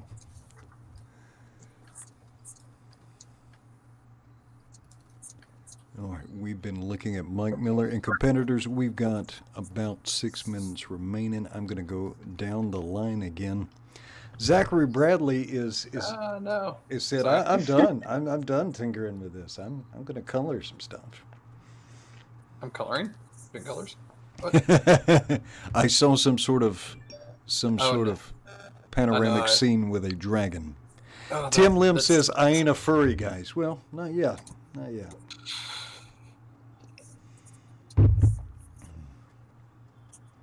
Give it time, Tim.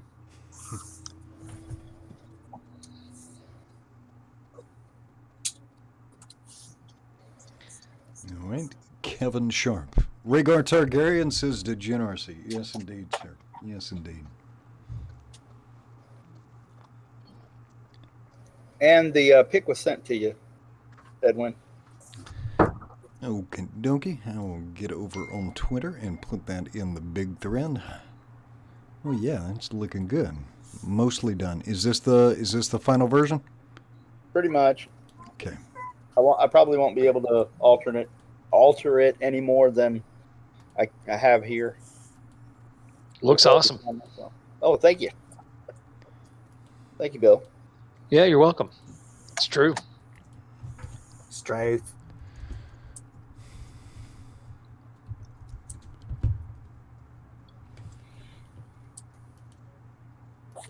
All right, I've got that posted, so we'll definitely take a look at that when we go through for the vote.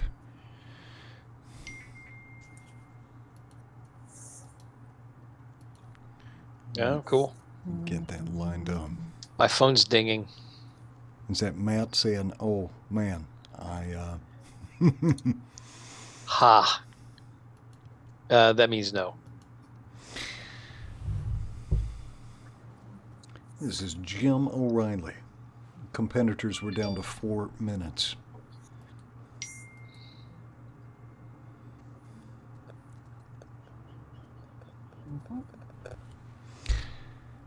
All right, I got a question for Mike from Tim Lim. And Tim says, question for Mike. When people say magua, are they making fun of you, me, or both of us? They're just racist. I don't keep up with the nonsense except for what people tell me. I don't. I think it might be both of us. It's just it's their new racist term for Asian, I think. What is that? What's a magua? Mogwai? I don't know. Gremlins. Yeah.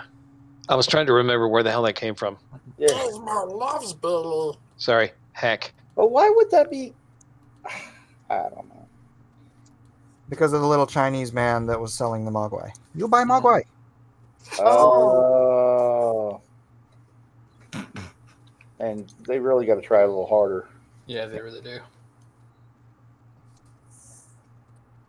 Can't they just say, I only do eyes? James Hong. That's right. I sat next to him at a convention one year. I think it was in San Diego or Los Angeles somewhere. He was a funny dude. Yeah, I actually have talked to him on the phone because we were talking about doing a comic way back, like in '97. He wanted to do a comic based because he's been in so many movies. He wanted to do a thing that was the man of 1,000 faces. Yeah. Kyle Nevins, as far as we know, Matthew Weldon is in either a peanut butter coma or he sustained another concussion on his trampoline. Or both. Or both, yeah. We talked to him one day after he was jumping around, and he really sounded like he was brain damaged. I was like, man, maybe you need to seek medical attention, I think, man. What? No. It's what? Huh? Mm-hmm. I was a little worried. We were all worried.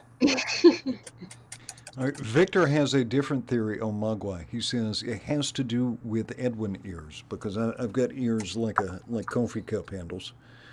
Thank you, my maternal grandfather. I have my grandfather's ears, and the transformation to a gremlin, supposed to be him leading Mike down a dark road. Here we go. Here we go. See, a good Edwin, insult. You've been eating after midnight. a good insult, a good slam has some bit of truth in it.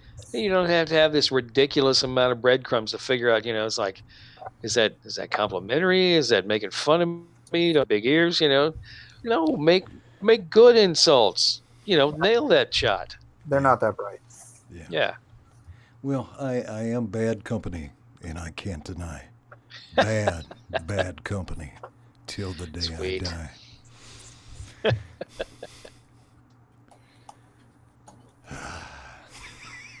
That's who? Paul Rogers? That's bad company.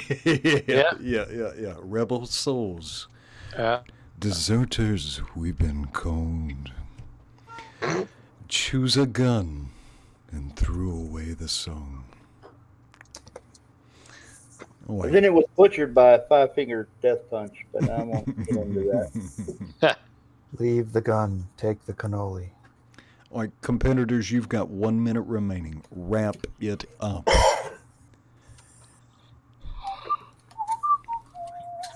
Wrap it up. Let's take another look at sieges. The comic book hut says great humor has truth in it. Yeah, and it's clear. In our store, we sell a lot of sports gear, and I've had to, put out a display of autographed hockey pucks. I know exactly why Don Rickles called people hockey pucks now. They're solid or inert. They're just a dumb piece of equipment. Flat and black? What? No. 15 Jokes have seconds. truth in them. 15 seconds. Oh, sorry. It's a bad joke.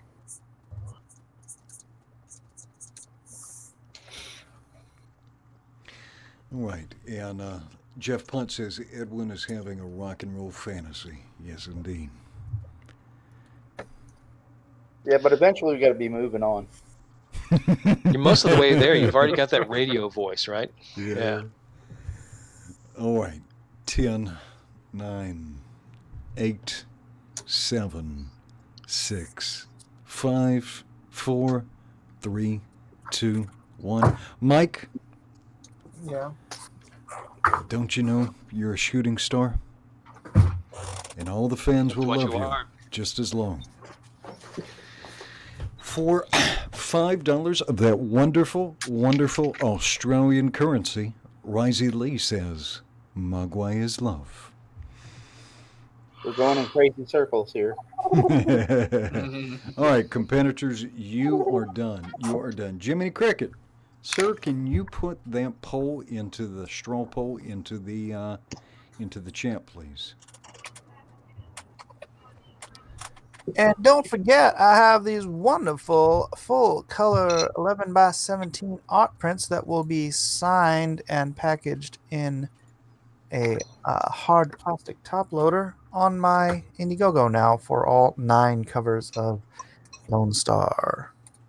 All right, Jiminy Cricket will be loading a straw poll into the chat and audience. It is now up to you to select the winning piece. So I'm going to go down the line and show you all this gorgeous stuff. Hopefully Jiminy is still there. Jiminy, Jiminy, Jiminy. Yeah, there we go. Jiminy's putting it in right now. Get your votes in. All right. We will start again with Zachary Bradley. Woo! That's all I have to say. Woo! Cool. Thank you. Beautiful. Once again, Zachary Bradley. All right, I'm going to show you Kevin Sharp's, but when we go over to look at Draw Along with Drawn and Quartered, I'm going to show you a higher resolution image. That's nice, Zach. Thank you, Siege. You're welcome. He always does great work. The compliments for after the vote. I'll do what I want, thank you. So disrespectful to your elders. She's so saucy. Stop being so saucy, Bernays.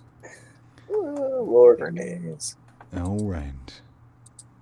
Once again, this is Kevin Sharp. Now we are looking at Jim O'Reilly's.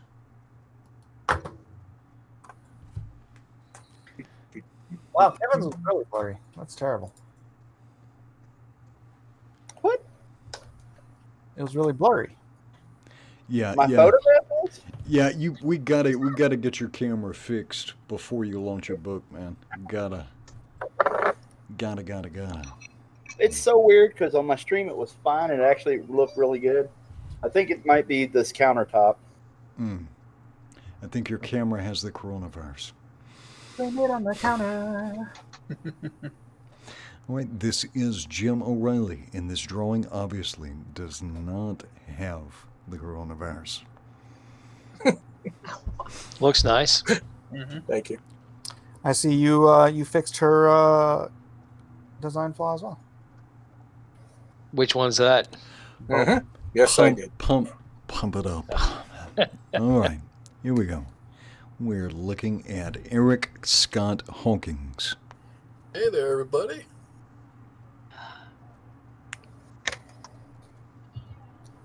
Eric did not opt to fix the design flaw. No, I went with the smaller ones. Very nice. The economy Thanks. model. I see. Thanks. I see. Very nice, Eric. Thank you. I appreciate that. Once again, Eric Scott Hawkins. Okay. Siege. Hey. That's just cool. She's got her own wind. You just rocking. Ah, her poor leg looks broken. No, it doesn't. It looks the way it's supposed to. If you knew anatomy, you would know that. Do you have any- Dang.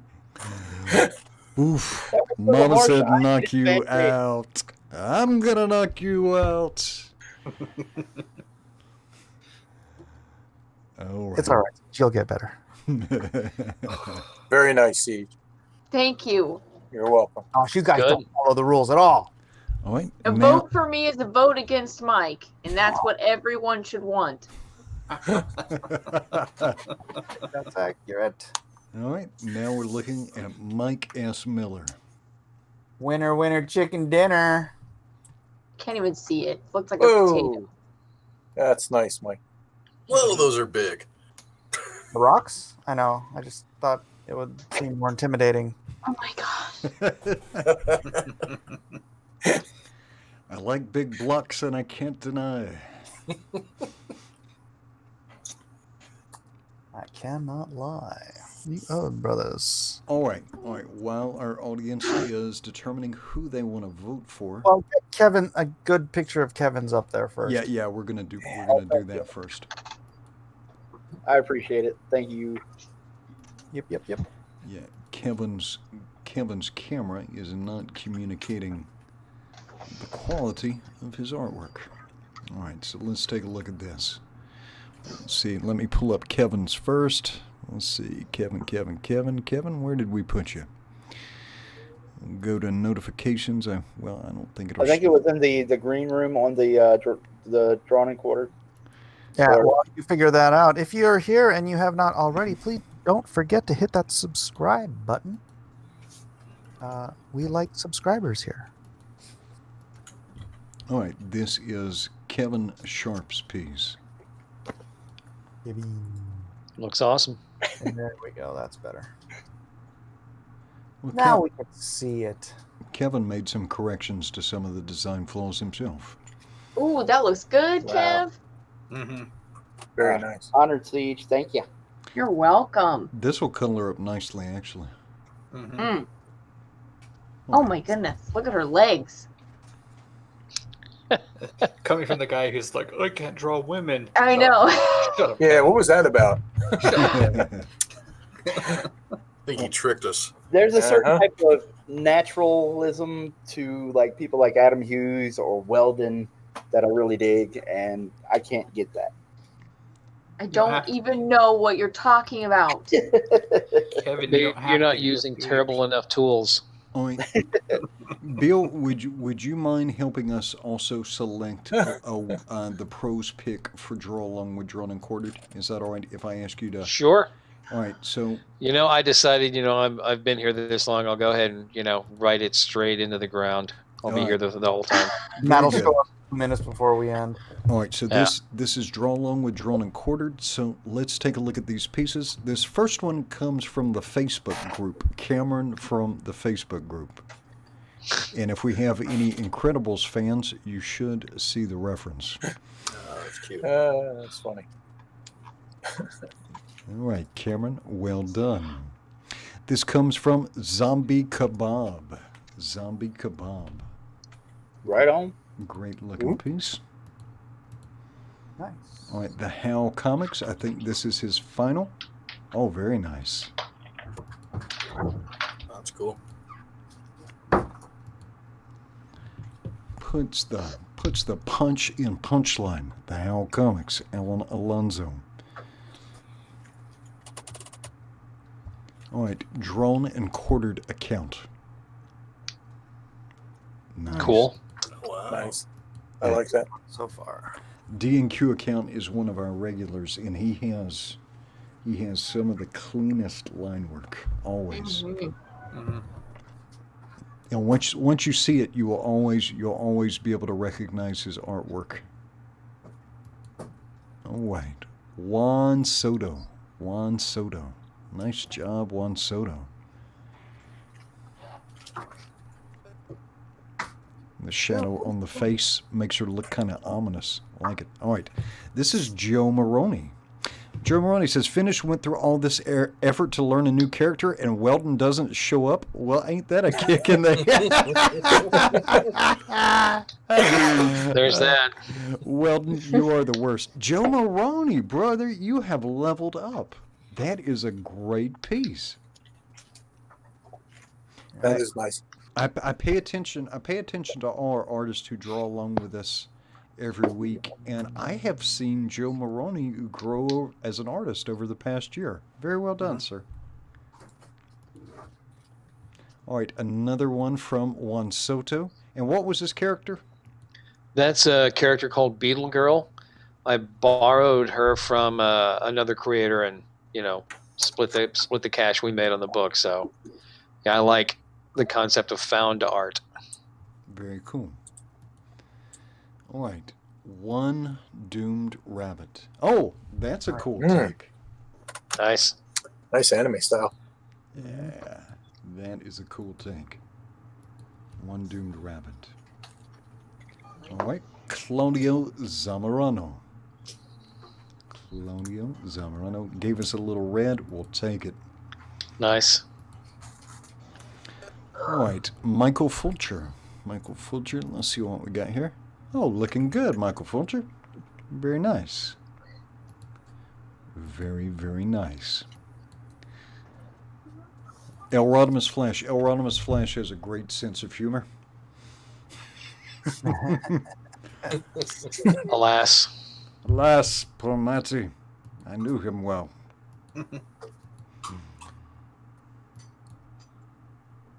It's funny, that skull actually looks like a Matty skull there. a little bit. Oh, no. All right, another one from El Rodimus Flash. He is a drawing machine. This is Kickline. I like that. It's kind of roller derby. Yeah, let me get back into the thread. Let's see. Sometimes Twitter gets a little goofadoodle. Let's see, we saw Joe Maroney. We saw the Hell Comics. We saw Juan Soto. Let's see, we're catching up. All right, another one from El Rodimus Flash.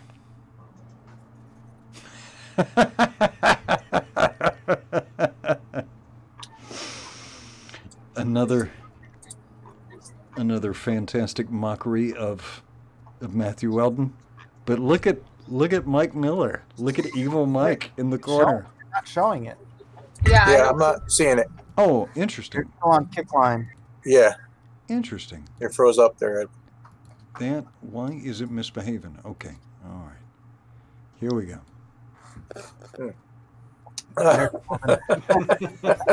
that looks just like mine. That's good. Oh, that is. And then a zoom in, of course. Wow. That is perfect. All right, El Guapo Comics. El Guapo Comics is a Cesar Feliciano.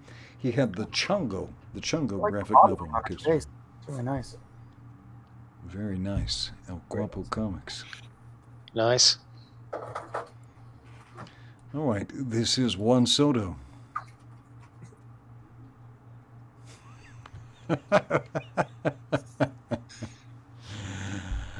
Sometimes we have these conversations with our viewer. Okay. Dead Punk Gage has given us Punchline versus Black Mask. That doesn't look like you, Gregor. Very, very, very nice.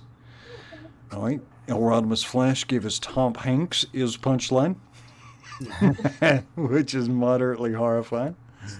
I like the stubble. All right. Sketch Booty. Very nice. Appropriately named. Yes, I've noticed a trend with Sketch Booty's artwork. All right, the comic book hunt. This one was done a couple of months ago, but he says, I'm an admirer of Matt's work, and I did this a couple of months ago. Nice. Cool. All right, huh? You're well done. OP Dog, casual sketch with charcoal pencils. Cool. Huh. Very cool, OP Dog. Dog. El Rodimus Flash. Little Edwin on a peanut butter trail of vengeance. Yes, Weldon will play. Weldon will play. Mecha McCheese, Versima versus Mayor McCheese. All right. Mutant Green Panda. Hey, nice. He gave her a little bit of an hourglass there.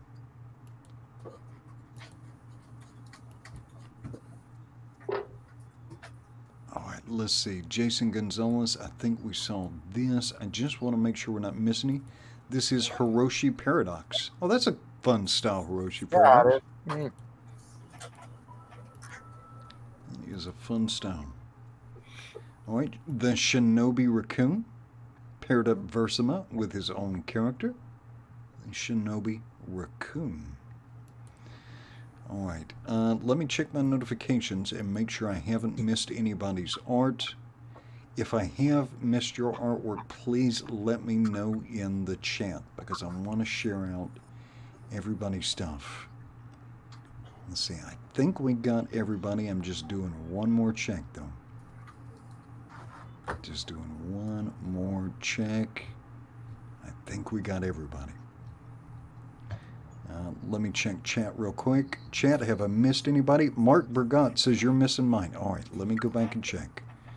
I'm looking, Mark. Mark, where is your art, Mark? It's not my water. I'm looking, Mark. puppy.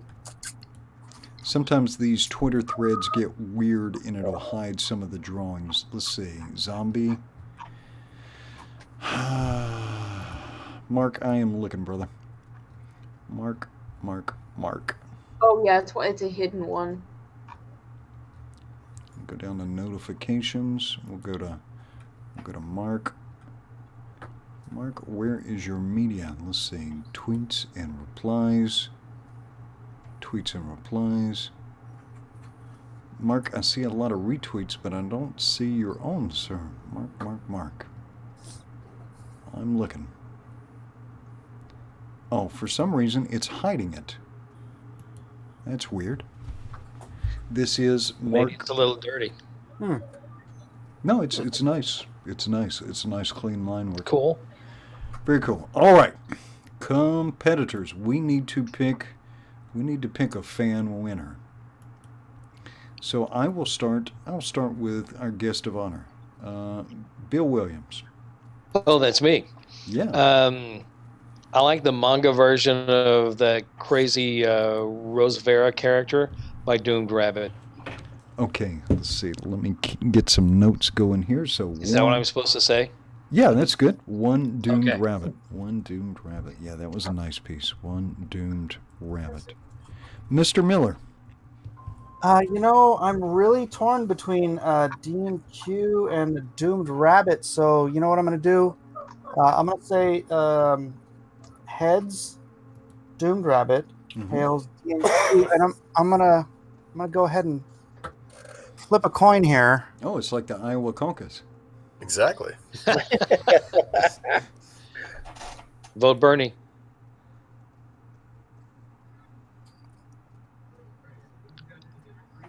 Oh, it's heads. Okay. All right. So that's one Doomed Rabbit.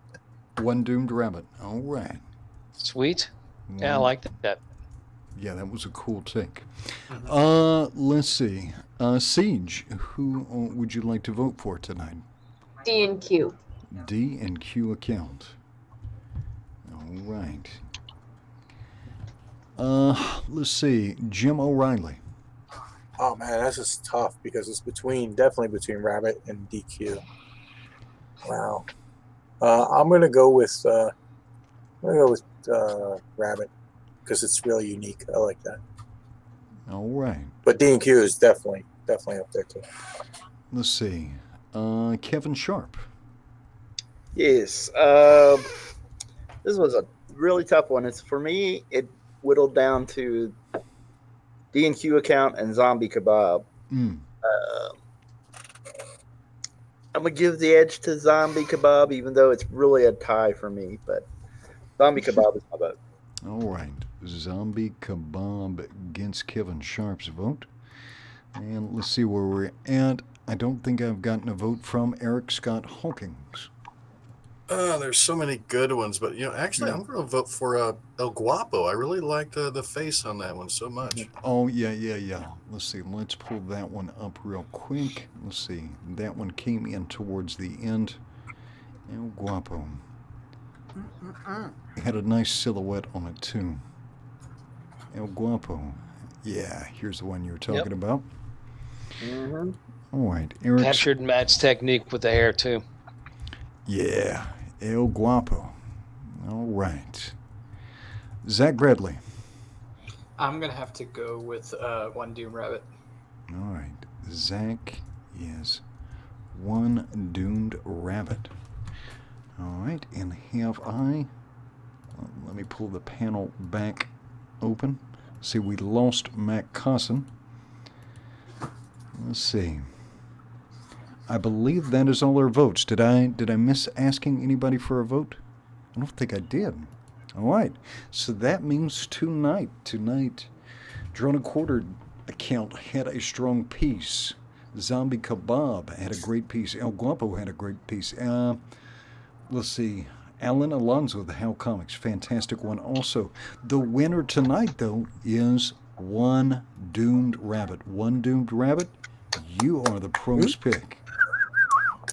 Yay! Very nice. Very nice speech. Rock on, buddy. And let me tweet him out, retweet with comment. Let's see, congratulations. Congratulations. You are the pros pick. All right, I'm going to run down through our competitors one more time real fast, and then we're going to check out the votes. All right. Zachary Bradley. Yes. Kevin Sharp. This is Kevin Sharp. All right. Jim O'Reilly. Vote, O'Reilly. He's embraced it now. All right. I have. Eric Scott Hawkings. A vote for me is not a vote for Siege. Do it. Whoa! Now. Ow. Speaking of Siege, here is Siege. I don't even know what to say. I feel completely betrayed. Very good. So vote for me. Very good. A betrayal vote. And Mike S. Miller. Hello. All right, let me pull up the straw poll. Let's see, I am not a robot. I am a man. You don't have to vote for me. Don't worry about it. Oh, what are you even trying to poll now? All right, I have cast my vote. I'm going to hit refresh, and I'm going to take a snapshot of the vote and lock it in. Locking it in. All right. Here we go. In last place, and I got a message from Mr. Cosson. He was just having all kinds of internet connectivity problems. But Mr. Matty Nice Cosson. All right. 1, 2, 3, 4, 5, 6. In sixth place, Jim O'Reilly. Or excuse me, seventh place, Jim O'Reilly. Give him eighth place. What the hell? Thanks, Mike. Oh, thank you for coming on. And let's see. Let me switch over. Thanks for having me, guys. Yeah, you got it. Switch over and show Jim's art as I read these off. Again, that's a great piece. All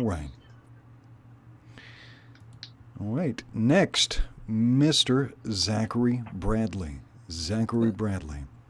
Woohoo! Thank you all for voting. I like it. Thank you. Yeah, make sure to get a high-res image of that up after the show, please. I'm sure people would like to see that in detail. All right. Coming in next is Siege.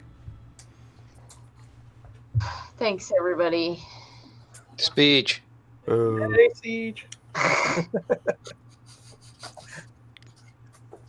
All right. If Michael was going to be so upset. I don't want to win. All right, now we're Good. coming into the medal ranks. With the bronze medal in third place, Eric Scott Hawkins. Hey, awesome. Thank you, everybody, for the votes. Peanut That's butter. might be. Second place. Peanut butter medal. All right. With the silver medal in second place, Mr. Mike Miller. Yay! Second place, first winner. I mean, All right. something like that. All First right. loser. Second place, first loser. There we go. And in first place with the gold medal, Mr. Kevin Sharp. Nice. Congrats. Man that can't draw women. Thanks, everybody. I appreciate it. Everybody out there in YouTube land. All my compatriots here. Congrats. Yep. Everybody sub to Kevin's channel. All right. If you would like to win a print of Kevin Sharp's gold medal piece, go ahead and type in Dragon Guard into the chat. Dragon Guard. Thank you, Edwin. You're welcome. And we will give that 30 seconds or so to populate, and then we'll give the wheel a spin. Spin. Oh. It's going to hit bankrupt, isn't it? And then please do, after the show here, go over to Indiegogo and check out, let me bring that up for everybody. Micah. Shush. Check out Punchline on Indiegogo. You're not going to have to wait long for it. It's got a great price point. You're going to get a 120-page trade paperback for only $20 all in. That includes shipping. Yep. It's an awesome book. I vote for it. I was first and second backer It's true. because I didn't realize you could buy them both on one thing.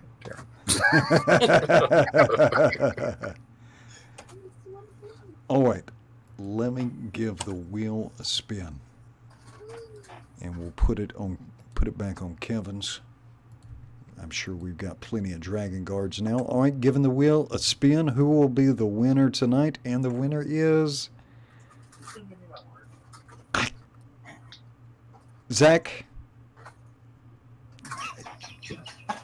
Bradley. You are the winner.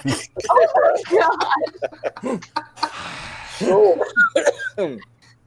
No, I feel a little odd about giving the print to another competitor. Kevin, Yes. would you hate me if I gave away 2 of your prints? Could you give one to another? No, you don't have to do that for me. Oh, You don't sure, have to. sure. You don't have to do it for me. All right, hang on. Let me spin. I want to get an audience member and Mr. Hellstorm 74. Mr. Hellstorm 74. It's nice from a long line of hailstorms, I'm sure. Cool. Very good. Thank you, Kevin. No problem. Oh, great night. Bill, thank you so much for joining us tonight. Yeah. I feel bad, my stories had a point. I was awake the whole time. I talked too much. Pretty much the opposite of Matt. Yeah, antimatter. Yes. Antimatter. All right. Mike, you want to wrap us up here so we can let all of our competitors and our audience. I hear all the noise behind me. It's like, I'm always yelling at Elijah because he comes in here just chewing food behind me. And what does he come in here with? Freaking corn nuts. Just like the loudest possible food on planet Earth, and just Ooh, what flavor? Well, Quinn's ideas just came in and said, "You guys can't draw." Well, Quinn, He's Matthew right. Matthew Weldon was supposed to be here, but he was in a peanut butter induced coma. Yeah. Well, he chose Wow. peanut butter over us. Well, thanks everybody for being here again. Thank you for spending your Wednesday nights with us. Please do subscribe to the channel. Subscribe to my new channel at Mike Draws Comics, and make sure you go to the LoneStarComic.com. Pick up some of my the covers as full 11x17 art prints. Will be on 80-pound paper and full bleed, printed out, sent in a hard plastic top loader for protection or for display. And those will all come signed by me. Could you please shut up? Nice pitch. And yeah, let's get everybody out of here. Let's start over here on the right. Zachary, how do people follow you, my man? You can find me on Twitter at ZachDB or Zach_DB, something like that. And that's where I'm hanging out most of the time, working on my comic World of Goma. And yeah, that's what's happening with me. Right on, our gold medal winner,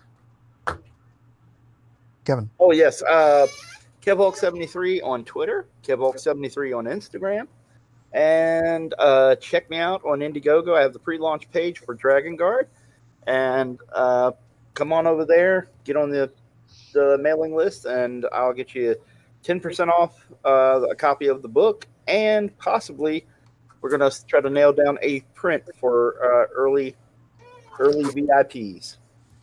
Right on. Jim. You can find me on Twitter under my name, on Instagram, same, and Facebook, the same. I am working on a book called Darklanders for the very controversial, terrific Productions LLC, who have now or have the rights to Youngblood, Die Hard, and all that fun stuff. Awesome. That's Jim O'Reilly, by the way, in case anybody didn't. In case you missed it. Thanks, Mike. Good Thanks for luck. having me on, guys. You got it, Eric. Appreciate it. Hey, you can find me on Twitter at ES_Hawkins. I'm always posting updates to the Zombieful World of Oz #2, which I'll be crowdfunding in April. And I'd also like to congratulate my son and his wife. They had their second child today, which makes my congrats. 7th grandchild. Wow. And I'm not 50 yet, so. Man, come on, grandkids. Congrats. Wow. Thanks. Young, I'm not looking at you. Siege. Yeah. Okay. My Fine. Twitter is at TeaTimeDrone. Drone is DROAN, and my Instagram is Dronadone, DROAN.ADOAN. And I'm doing my YouTube, so everybody go subscribe to me at Siege Does Draws. Do that again because my son decided Do to which part just again? play it for a second. All right. You want me to read you the whole thing? Just the Siege Does Draws. Siege Siege Does Does Draws. Draws. Everybody. Siege Does Draws. On YouTube. Everyone go subscribe. I need more subscribers than Mike has. Please. Thank you. Yeah, you're not going to get them from my audience. I Bill. like I've been on Twitter long enough to be able to use my real name, just like Jim. So that's Bill_Williams. It says Bill Makes Comics. I write ink and letter, Punchline, and a few other books, and make wise ass comments and post stuff from the Babylon Bee there. So check it out; it's fun. Right on. And Sir Edwin Boyette, can you get us out of here? Yeah, and thank you to everyone again for choosing to spend your Wednesday nights with us, sharing your artwork with us, and watching this fantastic artwork being created. It is a wonderful thing, and we appreciate your attention and your good intentions. And we'll see you very soon. And don't forget, every morning Pacific time, Mike Miller does cross-examinations. And Mike, will there be an auction this Friday? I don't see why not. And once again, Mike Draws Comics, my YouTube channel, my art only YouTube channel where I will be porting over all these art programs. Do hit that up. It's in the chat. And yeah, come on back for Friday night auctions. Why not? Fantastic. All right, everyone, thank you once again for joining us. This has been Drawn and Quartered, the Punchline edition. Make sure to check that out in Indiegogo. Thank you to our guest writer of Punchline, Bill Williams. To everyone else, aloha and good night. Aloha. All right, guys. Good